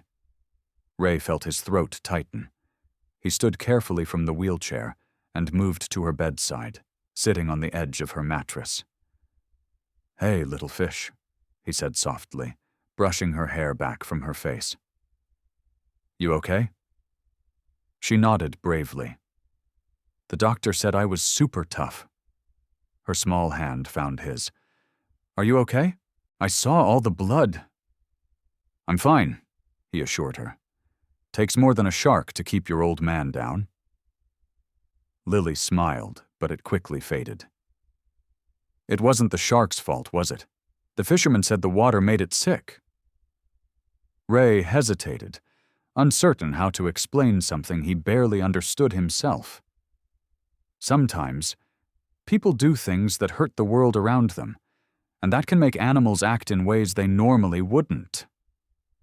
"Bad people made the water dirty?" she asked. "Maybe not bad people," Ray said carefully. "Just people who aren't thinking about what happens to others." A police officer appeared in the doorway, notebook in hand. "Mr. Callahan? I'm Officer Bennett. Do you feel up to answering some questions about the incident?" Ray glanced at Lily, who looked suddenly tired. "Can it wait? My daughter needs rest." "It's okay, Daddy," Lily said, her eyes already drooping. "I'm just going to close my eyes for a minute. Officer Bennett stepped into the room. "It won't take long. We just need your account of what happened on the lake." Ray carefully stood from Lily's bed as she drifted to sleep. He followed the officer to the hallway, leaning against the wall for support. "Quite a day you had," Bennett said. "The fisherman who rescued you said you fought off a shark?" "Yeah." Ray kept it simple. "Storm came up. Boat capsized, shark attacked. We held on until those guys found us." Bennett jotted notes. "Any idea what a shark was doing in Lake Chatfield? They're not exactly common there." Ray thought about what the fisherman had told him, about Dorsey Chemical, about the midnight dumping. He opened his mouth, then closed it again. Making accusations without proof would get him nowhere. "No idea," he said finally. "Just bad luck, I guess." Bennett looked skeptical, but nodded. "Well, you two are lucky to be alive. I'll need you to come by the station tomorrow to sign your statement." As the officer walked away, Ray noticed a figure standing at the far end of the corridor, a tall man in an expensive suit, watching. Even at a distance, Ray recognized him immediately. Frank Dorsey, the chemical plant owner, the man whose envelopes Ray had seen passed around the clubhouse. Dorsey stood perfectly still, his face unreadable, not approaching, just watching, his eyes fixed on Ray with unmistakable intent. Their gazes locked across the hospital hallway, and Ray felt a chill that had nothing to do with his wet clothes or blood loss. The hospital room grew quiet as visiting hours ended. The hallway lights dimmed, creating shadows that stretched across the tiled floor. Ray sat in the chair beside Lily's bed, watching her chest rise and fall with each peaceful breath. Her small hand still clutched her mother's photo, even in sleep. A nurse had brought Ray a hospital gown to replace his salt-stained clothes, but he'd refused it. He preferred to stay in his jeans, despite the stiffness of dried lake water. His leather vest hung on the back of the chair, the patches and insignia a reminder of the life he'd lived, a life that suddenly seemed very far away. The soft click of dress shoes on tile made Ray look up. Frank Dorsey stood in the doorway, his expensive suit unwrinkled despite the late hour. His silver hair was perfectly combed, his face a mask of practiced concern. "May I come in?" Dorsey's voice was quiet, cultured. Ray glanced at Lily. She hadn't stirred. He nodded once and rose slowly from the chair, careful not to pull his stitches. Dorsey stepped into the room, closing the door behind him with a soft click. "I'm glad to see you both recovering well. Quite an ordeal you've been through." Ray crossed his arms. "What do you want, Frank?" "Direct as always." Dorsey smiled, though it didn't reach his eyes. "I wanted to express my concern, of course. When I heard about the incident on the lake, I was deeply troubled." He moved closer, lowering his voice. "Especially given the unfounded rumors some people are spreading about water quality issues." Ray stared at him without blinking. "Rumors?" "Baseless talk," Dorsey said, waving his hand dismissively. "Some environmental alarmists trying to stir up trouble for businesses in the area." He paused, studying Ray's face. "But of course, you wouldn't know anything about that." "I know what I saw," Ray said simply. "Dead fish, oil in the water, and a shark that shouldn't have been there." Dorsey's smile tightened. "The world is full of unusual occurrences, Mr. Callahan. Not everything needs an explanation." He reached inside his jacket and pulled out an envelope, thick with what could only be cash. "I understand medical bills can be quite burdensome. Please accept this as a gesture of community support." The envelope sat between them, white and pristine against the drab hospital colors. "Community support?" Ray repeated flatly. "We look after our own in this town," Dorsey said, "just as your club does." The pause was deliberate. "I believe we share some mutual acquaintances. Your president speaks highly of your loyalty." The implications hung in the air. Ray's jaw tightened. He'd seen the envelopes passed at club meetings. He'd looked the other way when certain trucks were allowed to use their property after midnight. It had been club business. Nothing to do with him. But now it had everything to do with him. With Lily. "What exactly are you asking me to do?" Ray's voice was low, dangerous. "Nothing at all," Dorsey replied smoothly. "Simply to continue your recovery without bothering yourself with matters that don't concern you. The police report mentioned you attributed everything to bad luck. A wise assessment." Ray looked over at Lily, so small in the hospital bed. Her bandaged head, her sunburned cheeks. The memory of her terrified eyes as the shark circled flashed through his mind. Dorsey followed his gaze. "She's a beautiful child. You must want the best for her." He placed the envelope on the bedside table. "Think of her future." "Is that a threat?" Ray's hands curled into fists at his sides. "A reality check." Dorsey straightened his tie. "There are systems in place, Mr. Callahan. Systems that benefit those who understand how the world works. I'd hate to see anyone upset those systems without considering the consequences." He moved toward the door, pausing with his hand on the handle. "I trust we understand each other. Give your daughter my best wishes for a speedy recovery." The door closed with a soft click behind him, leaving the room in silence once more. Ray stood motionless, the envelope taunting him from the table. After a long moment, he sank back into the chair beside Lily's bed, looking down at his hands. They were rough, calloused from years of working on bikes. Cuts and bruises from fighting the shark crisscrossed his knuckles. These hands had hurt people before. They had also finally saved someone he loved. What kind of hands would they be tomorrow? What kind of man would they belong to? Ray sat alone with his thoughts, staring at his injured hands as the night crept on. The envelope sat on the bedside table like a silent accusation. Ray couldn't take his eyes off it. The white paper seemed to glow in the dim light of the hospital room, a symbol of everything he'd been willing to overlook for years. The brotherhood, the code of silence, the looking the other way when it mattered. A small rustling sound from the bed broke his trance. Lily shifted under the thin hospital blanket, her eyelids fluttering open. She blinked slowly, adjusting to the darkness, then turned her head toward him. "Daddy?" Her voice was scratchy, barely above a whisper. Ray leaned forward, gently taking her small hand in his. "Hey, kiddo, I'm right here." Lily's eyes moved past him to the door, then back to his face. "Was someone here?" Ray hesitated. "Just a man checking on us." "The man in the suit?" she asked, her eyes now fully alert despite the late hour. "I heard voices." Ray's stomach tightened. He thought she'd been asleep the whole time. "How long were you awake, Lily?" She looked down at her blanket, fidgeting with the edge. "I woke up when the door closed." Her voice dropped even lower. "He said something about systems and consequences." Ray swallowed hard, trying to keep his face neutral. Lily had always been too observant for her own good.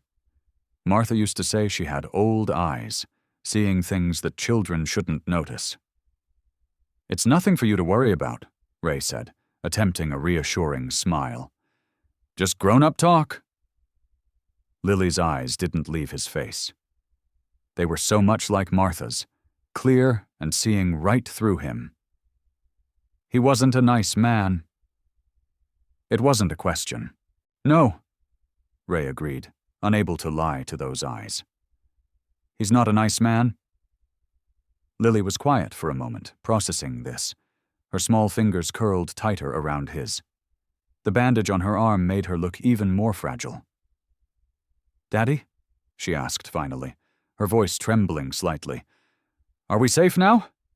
The question hit Ray like a physical blow. 4 simple words that he should be able to answer without hesitation. Any decent father would be able to look his child in the eye and tell her, yes, you're safe, I'll protect you. But the envelope sat there, reminding him of Frank's thinly veiled threats, of the connections between Dorsey and the club, of years of looking the other way, of how easy it would be to take the money, stay silent, and go back to the life he knew. Lily was watching him, waiting. Trust shone in her eyes, trust he hadn't earned, but that she gave him anyway. Just like when they were in the water, when she believed he could save her despite all evidence to the contrary. Ray opened his mouth to reassure her, to tell her what she needed to hear, but the words wouldn't come. The truth sat heavy in his chest. If he took Frank's money and kept quiet, would they really be safe? Would the waters ever be clean? Would the next family out fishing face the same horror they had? And if he spoke up, crossed Frank Dorsey and, by extension, his brothers in the club, what then? How could he protect Lily from those consequences? The silence stretched between them. Lily's gaze never wavered, as if she understood his struggle. "It's okay, Daddy," she whispered, giving his hand a small squeeze. "Mom said the truth is sometimes hard." Ray felt his throat tighten. Martha's wisdom, coming through their daughter. She'd always known right from wrong, had always tried to steer him toward the light. He'd resisted for so long, drawn to the darkness and the brotherhood it offered. Now here was Lily, offering him the same chance. He held her small hand in his, feeling the weight of her trust, the weight of his failure to answer the most important question a child could ask. "Are we safe now?" Ray looked at the envelope, then back at his daughter's waiting eyes, the conflict inside him deepening with every passing second. The hospital's night sounds had settled into a quiet rhythm. Soft beeping from monitors, the occasional squeak of rubber soles on the polished floor outside, and the steady hum of the air conditioning blowing cool air into the room. Ray sat in the chair by the window, his large frame awkward in the small hospital furniture. He'd moved there, after Lily had finally drifted back to sleep, her small chest rising and falling with each breath.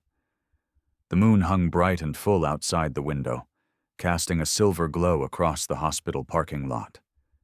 Ray stared at it, not really seeing. His thoughts were far away, scattered across the years like fallen leaves. "What happened to us, Martha?" he whispered, so softly it was barely a breath.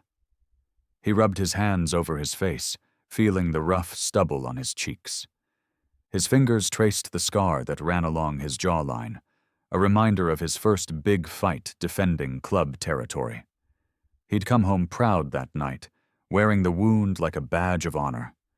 Martha had cleaned it silently, her disappointment filling their small kitchen more effectively than any shouting could have. "You used to tell me I was better than I believed," Ray murmured to the empty chair beside him. "I never listened." The envelope from Frank still sat untouched on the bedside table. Ray could feel its presence like something alive, watching him, waiting for his decision. Take the money. Keep quiet. Walk away. It would be so easy. It was what he'd always done before. Easy choices. That had been his life for too long. He glanced back at Lily, small and vulnerable under the hospital blanket. Her fishing hat sat on the table next to her bed. She'd insisted they bring it from the boat, even in her exhausted state. Because her mother had given it to her. Because it mattered. Ray's mind drifted to the water, to holding Lily above the waves, to the moment he'd realized with absolute clarity that he would die before he let anything happen to her. The feelings had been so pure then, so uncomplicated by the world and its messy realities. But now, here in this sterile room, with Frank's threats hanging in the air and the club's shadow stretching across his life, the clarity was fading. Fear was creeping back in. Not fear for himself. Ray had stopped being afraid for himself long ago. This was fear for Lily. Fear of failing her again. Fear that whatever choice he made would somehow lead back to that water, to that danger, to that moment of terrible uncertainty. Are we safe now? Her question echoed in his mind. Ray looked down at his hands. Hands that had hurt people. Hands that had held her above the waves.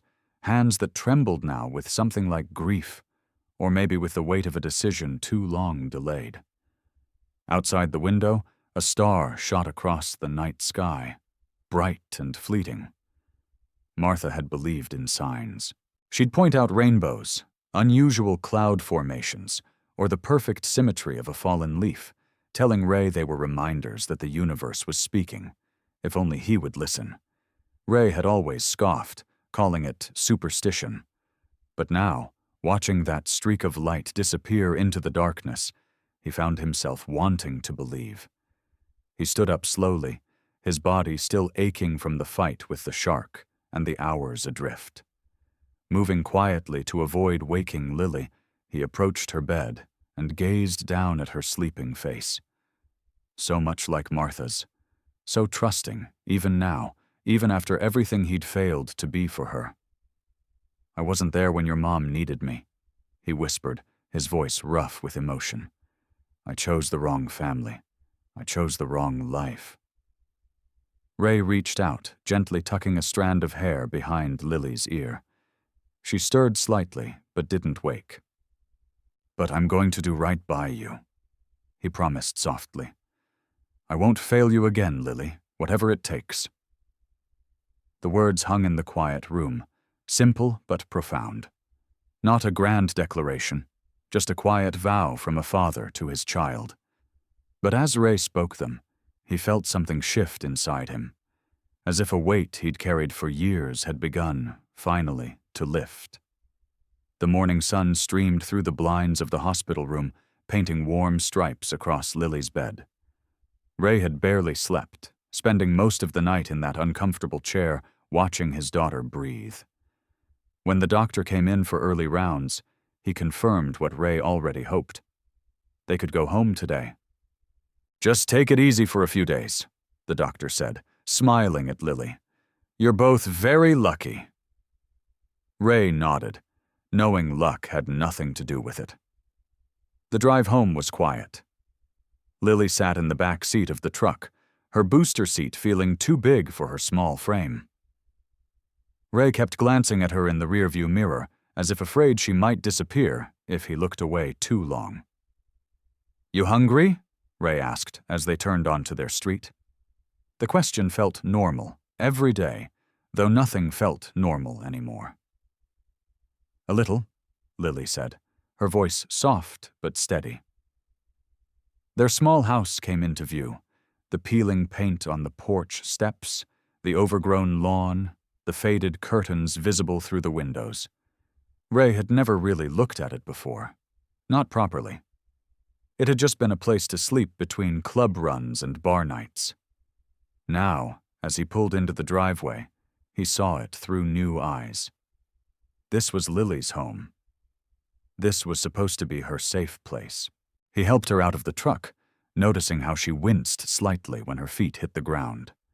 The doctors had said she was fine, just some bruises and scrapes, but Ray saw the shadows of their ordeal on her small body and felt a fresh wave of guilt wash over him.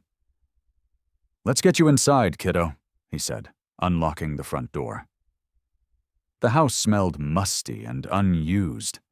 Empty pizza boxes still sat on the coffee table from before their fishing trip, and a basket of unfolded laundry remained where Ray had abandoned it days ago. He'd never noticed how shabby it all looked until now, seeing it through Lily's eyes. "Can I go to my room?" Lily asked, standing in the doorway as if unsure of her place. "Yeah, sure," Ray said. "You want some juice or something first?" She shook her head. "I just want to see my mom's picture." Ray watched her disappear down the hallway, her small shoulders straight despite everything. She had been so brave. Braver than he'd ever been, if he was honest with himself. He moved into the kitchen, putting on a pot of coffee more out of habit than desire. His mind kept replaying Frank's words from the hospital, the veiled threat beneath the offer of money. And beneath that, the captain's revelation about the chemical dumping that had driven the shark into their path. Ray leaned against the counter, coffee forgotten. His eyes drifted to the living room, where his Hells Angels vest hung over the back of a chair.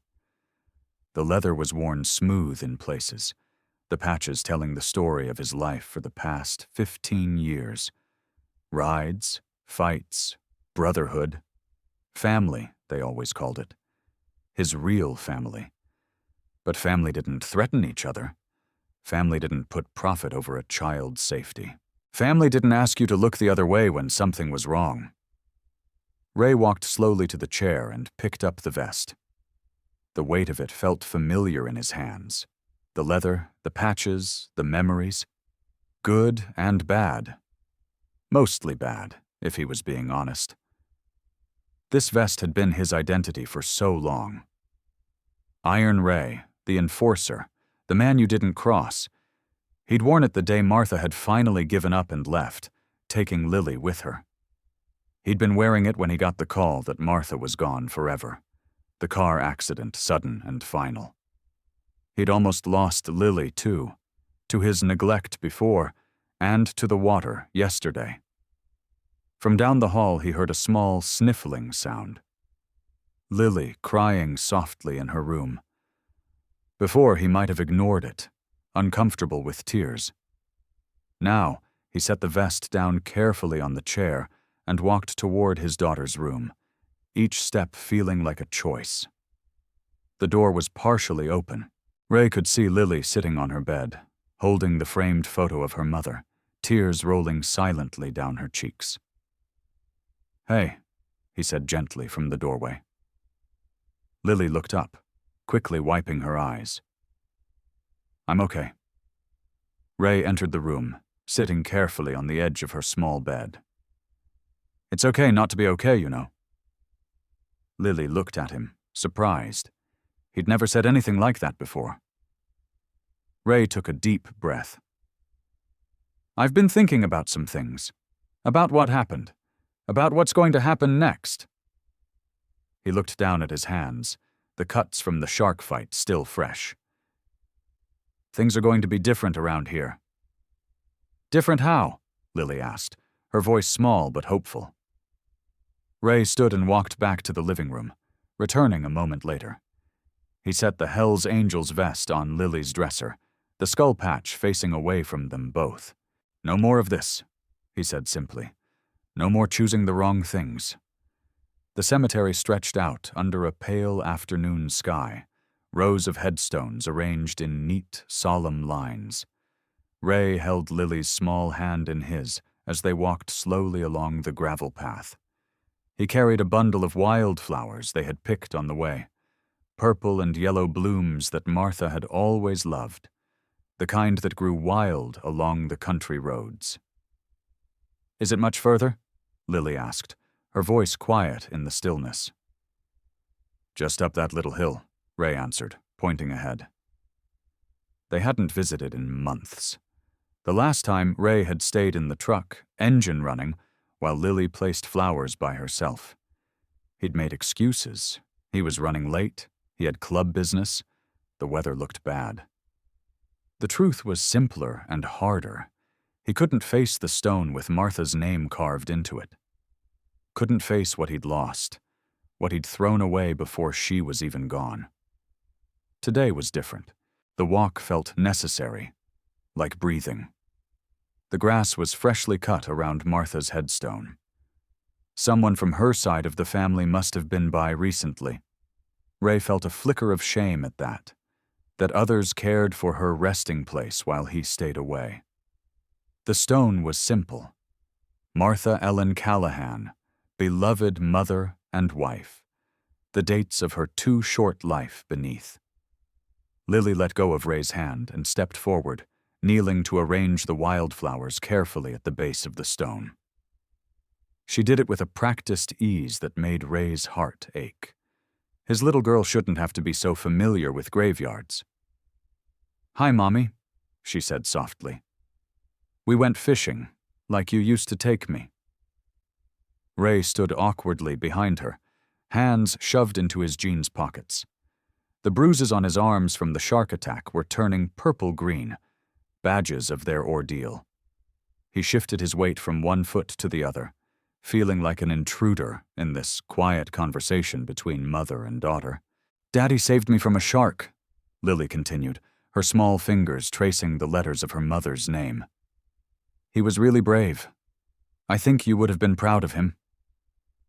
Ray swallowed hard, looking away. The cemetery stretched out around them, peaceful under the afternoon sun. In the distance, a groundskeeper was working, the soft mechanical hum of his equipment barely reaching them. "Can I go look at the butterflies?" Lily asked suddenly, pointing to a patch of flowers near another headstone where orange monarchs fluttered. "Sure," Ray said. "Stay where I can see you." As Lily moved away, Ray took a deep breath and stepped closer to the headstone. He'd avoided this moment for so long, building it into something almost impossible in his mind. But now, standing here, he found the words wanted to come. "Hey, Martha," he said softly, feeling strangely self-conscious. "It's been a while." The stone sat silent, the afternoon sunlight warming its surface. "I messed up," Ray continued, his voice rough. "Not just after, but before too. When you were still here?" He cleared his throat. "I wasn't the man you thought I could be. I wasn't the father Lily deserves." A light breeze stirred the wildflowers at the base of the stone. "I almost lost her too," he said, glancing over to where Lily was carefully watching the butterflies, her face lit with gentle wonder. But something happened out there on the water. Something changed. Ray knelt down, touching the cool surface of the headstone. "I failed you," he said, his voice barely above a whisper. "But I won't fail her. Not anymore." He looked over at Lily again, feeling a surge of love so strong it almost took his breath away. He hadn't let himself feel this deeply in years. It hurt, but it was a clean kind of hurt, like setting a broken bone. "I'm going to do what's right," he said firmly. "About everything. The dumping in the lake, the people behind it, all of it, even if it costs me." Ray stood up, feeling oddly lighter. "I'm going to be the father she needs. The man you always thought I could be." He touched the top of the stone one last time. "I promise." The government building stood like a fortress of glass and concrete, its windows reflecting the morning sun. Ray sat in a hard plastic chair in a sterile conference room, his hands wrapped around a foam coffee cup. The liquid inside had gone cold an hour ago. Across from him sat two investigators, a man and a woman. Agent Torres was in her 40s with sharp eyes and a no-nonsense haircut. Agent Brennan was younger, with a neatly trimmed beard and a notebook open in front of him. Between them sat a digital recorder, its red light blinking steadily. "Let me get this straight, Mr. Callahan," Agent Torres said, leaning forward. "You're saying Frank Dorsey's company has been dumping chemicals into Lake Millerton for months?" Ray nodded. "That's what the fisherman told me, said it's been happening late at night, using unmarked trucks." "And you believe this is what caused the unusual shark behavior that led to your attack?" Agent Brennan asked, making notes. "Water was wrong," Ray said, remembering the oily sheen. "Smelled wrong? There were dead fish everywhere. The captain said the chemicals mess with the sharks, make them aggressive." Agent Torres exchanged a glance with her partner. "We've been trying to build a case against Dorsey Chemical for months, but we need someone who's actually seen the operation." "I haven't seen it myself," Ray admitted, "but Dorsey came to the hospital, offered me money to keep quiet." "Would you be willing to testify about the bribe?" Agent Brennan asked. Ray thought of Lily in her hospital bed, of Martha's gravestone warming in the sun, of the promise he'd made. "Yes," he said firmly. I'll testify. Agent Torres studied him with calculating eyes. You understand what this means? Frank Dorsey has connections, powerful friends, including some in your organization, Agent Brennan added carefully. Ray knew what they meant. Some Hells Angels did business with Dorsey. Some provided protection for his less legal operations. Coming forward meant betraying the code. Never talk to cops, never turn on your brothers. I understand, Ray said. His voice was steady despite the knot in his stomach. This won't be easy, Agent Torres continued. We'll need you to wear a wire. Try to get Dorsey to repeat his offer. You'll have protection, but there's always risk. Ray thought of the shark circling in that polluted water, of Lily's trust as she clung to him. Some dangers you couldn't run from.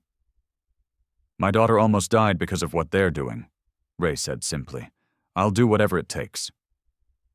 The agents walked him through the plan. Ray would contact Dorsey, claim he'd been thinking about the offer, set up a meeting. He'd wear a wire. They'd be nearby. If all went well, they'd have Dorsey on tape trying to bribe a witness. When they finished, Agent Torres stood up and offered her hand. Thank you, Mr. Callahan. This took courage. Ray shook her hand, feeling strange about the formal gesture from law enforcement. For most of his life, cops had been the enemy. Just doing right by my kid, he said. Outside the building, Ray stepped into the bright morning light, breathing deeply. The world looked the same, but everything had changed. He'd crossed a line. There was no going back. His phone buzzed in his pocket, a text message from a number he didn't recognize. Heard you're talking to the wrong people. Bad move, Iron Ray. Ray's jaw tightened. News traveled fast. Someone must have seen him entering the building. He deleted the message and kept walking. 3 blocks later, his phone buzzed again. Another unknown number. Think about your little girl. Is this worth making her an orphan? Ray's hand tightened around the phone, anger flaring hot in his chest. Using Lily as a threat, that crossed a line. He texted Agent Torres about the messages, then turned off his phone. At the diner, where he was supposed to meet Lily's babysitter, Ray spotted 2 familiar faces. Club members sitting in a corner booth, watching him. They didn't wave or nod, just stared with cold eyes as he passed. The babysitter, an older woman from Lily's school, looked worried when he approached her table. Everything okay, Mr. Callahan? She asked. You look troubled. Ray managed a smile. Just handling some business. How's Lily doing? Asking when you'll be back, the woman said kindly. Tell her I'll be home for dinner, Ray said, then paused. And that I'm keeping my promise? The woman nodded, though she couldn't understand what he meant. Outside again, Ray noticed a dark sedan following him. Club enforcer or Dorsey's man, it didn't matter.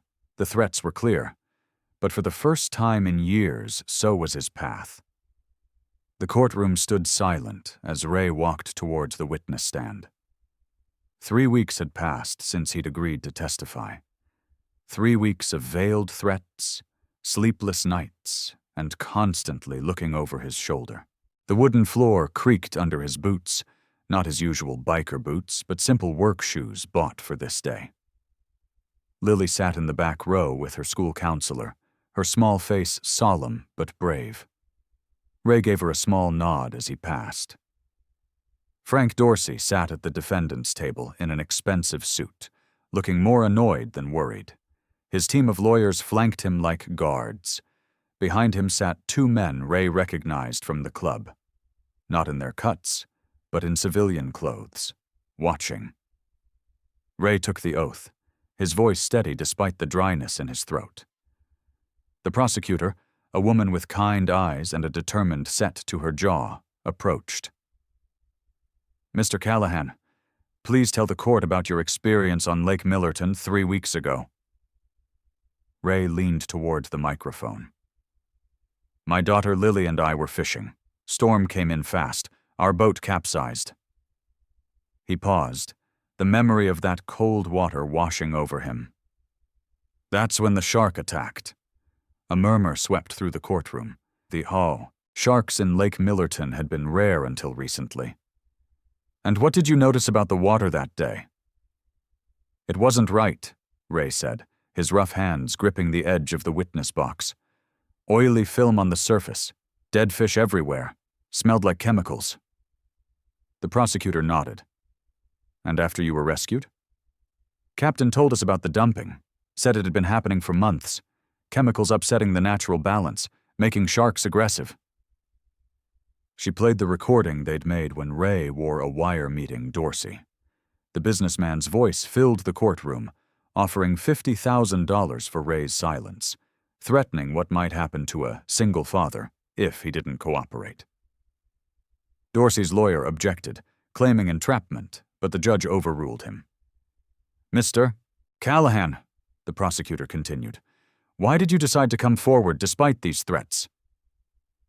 Ray's eyes found Lily in the back row. My daughter almost died because of what they put in that water. Not just her. Anyone's kid could have been hurt. Some things matter more than money or old loyalties.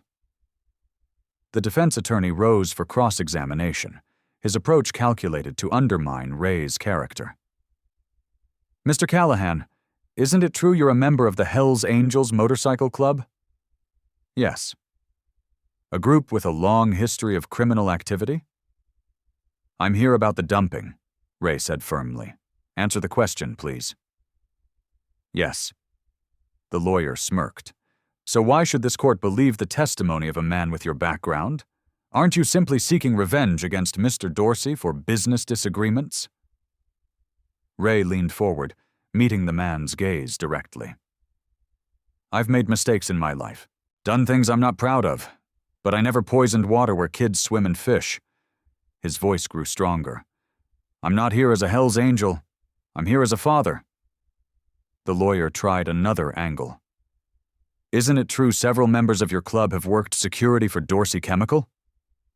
Yes. So, by testifying, you're betraying your brothers, breaking your code. Ray took a deep breath. In that water, holding my little girl while a shark circled us, I had to choose what kind of man I wanted to be. I chose being a father over being a brother. His eyes swept the courtroom, landing briefly on the club members. Some codes aren't worth keeping when children's lives are at risk. The defense attorney couldn't shake Ray's testimony. When he finally returned to his seat, Dorsey leaned over, whispering furiously. The judge called a recess. As Ray stepped down from the witness stand, he caught sight of Lily. She gave him a small thumbs up, her eyes shining with quiet pride. In the hallway, the prosecutor caught up with him. Well done in there. Your testimony connected the final dots. We've got enough to move against the whole operation now. She checked her phone. They're serving warrants at the dumping sites as we speak.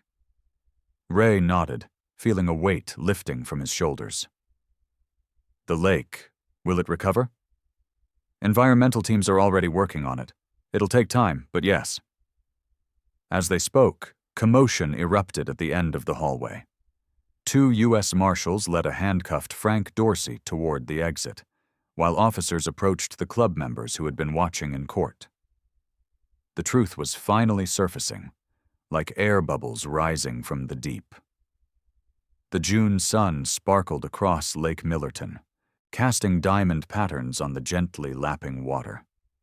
4 months had passed since Ray's testimony had brought down Frank Dorsey's chemical dumping operation. The lakefront looked different now. Yellow environmental cleanup machines dotted the shoreline. Signs warned of ongoing restoration work, but nature was already fighting back. Reeds grew green along the edges, birds called overhead, and fish jumped occasionally, breaking the surface with hopeful splashes. Ray parked the truck in the same spot they'd used that fateful day, but everything else had changed. His hair was shorter now, his face softer somehow. No leather vest covered his flannel shirt. He wore simple jeans and work boots, the uniform of his new job at the county parks department. "You sure you want to do this, Lily Pad?" Ray asked, using the nickname that had emerged between them in recent months. 6-year-old Lily nodded, clutching her fishing hat, the same one she'd worn before. "I'm sure, Daddy." She still carried that quiet wisdom in her eyes, but there was something new there too. Trust. Real trust. Ray saw it each morning when he made her breakfast, each night when he read her stories, and now as she took his hand without hesitation. They walked down to the shore together. A park ranger waved from a distance, recognizing Ray from work. The restoration team had cleared this section of beach just last week, declaring it safe for visitors again. "Looks different, doesn't it?" Ray said. Lily surveyed the lake. "It's prettier now. Not scary anymore." Ray nodded. "The water's cleaner every day. They say the fish are coming back." Instead of taking a boat, they settled on a weathered dock that jutted 20 feet into the water. Ray carried a small cooler with sandwiches and 2 fishing poles. They dangled their feet above the water, which was clear enough now that they could see small fish darting below. Lily baited her own hook this time, her small fingers working carefully with the worm. Ray watched, ready to help but letting her try first. "Mom would be proud of you," Lily said suddenly, casting her line with a gentle plop. Ray's breath caught. "Of me?" "Uh-huh." Lily nodded decisively. "She always said people can change if they really want to."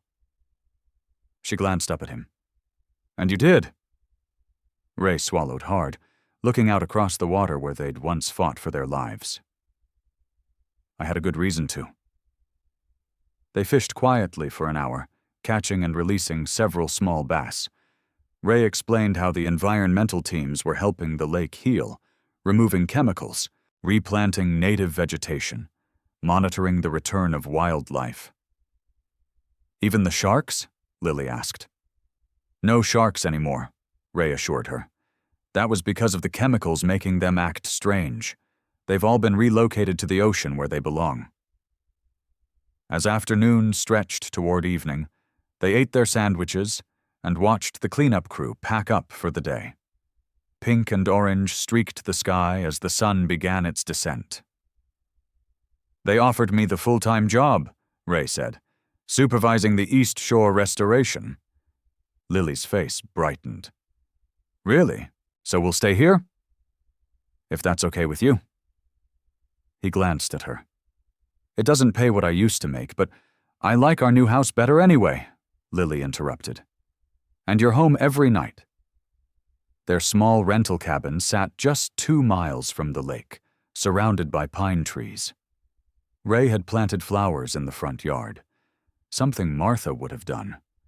His old motorcycle sat under a tarp in the shed, unused for months now. As the last light faded, they packed up their gear. Lily looked out at the darkening water. "Are you still scared of sharks?" she asked quietly. Ray put his arm around her shoulders, drawing her close. The warmth of her small body against his side felt like the most precious thing in the world. "No," he said softly. "Not anymore." He looked down at her upturned face, seeing Martha's eyes looking back at him. "Because I know what really matters now." Lily leaned her head against him, fitting perfectly under his arm as they watched the first stars appear over the healing lake. "I hope you like this story. Please share what's your favorite part of the story and where in the world you are watching from. Have a wonderful day."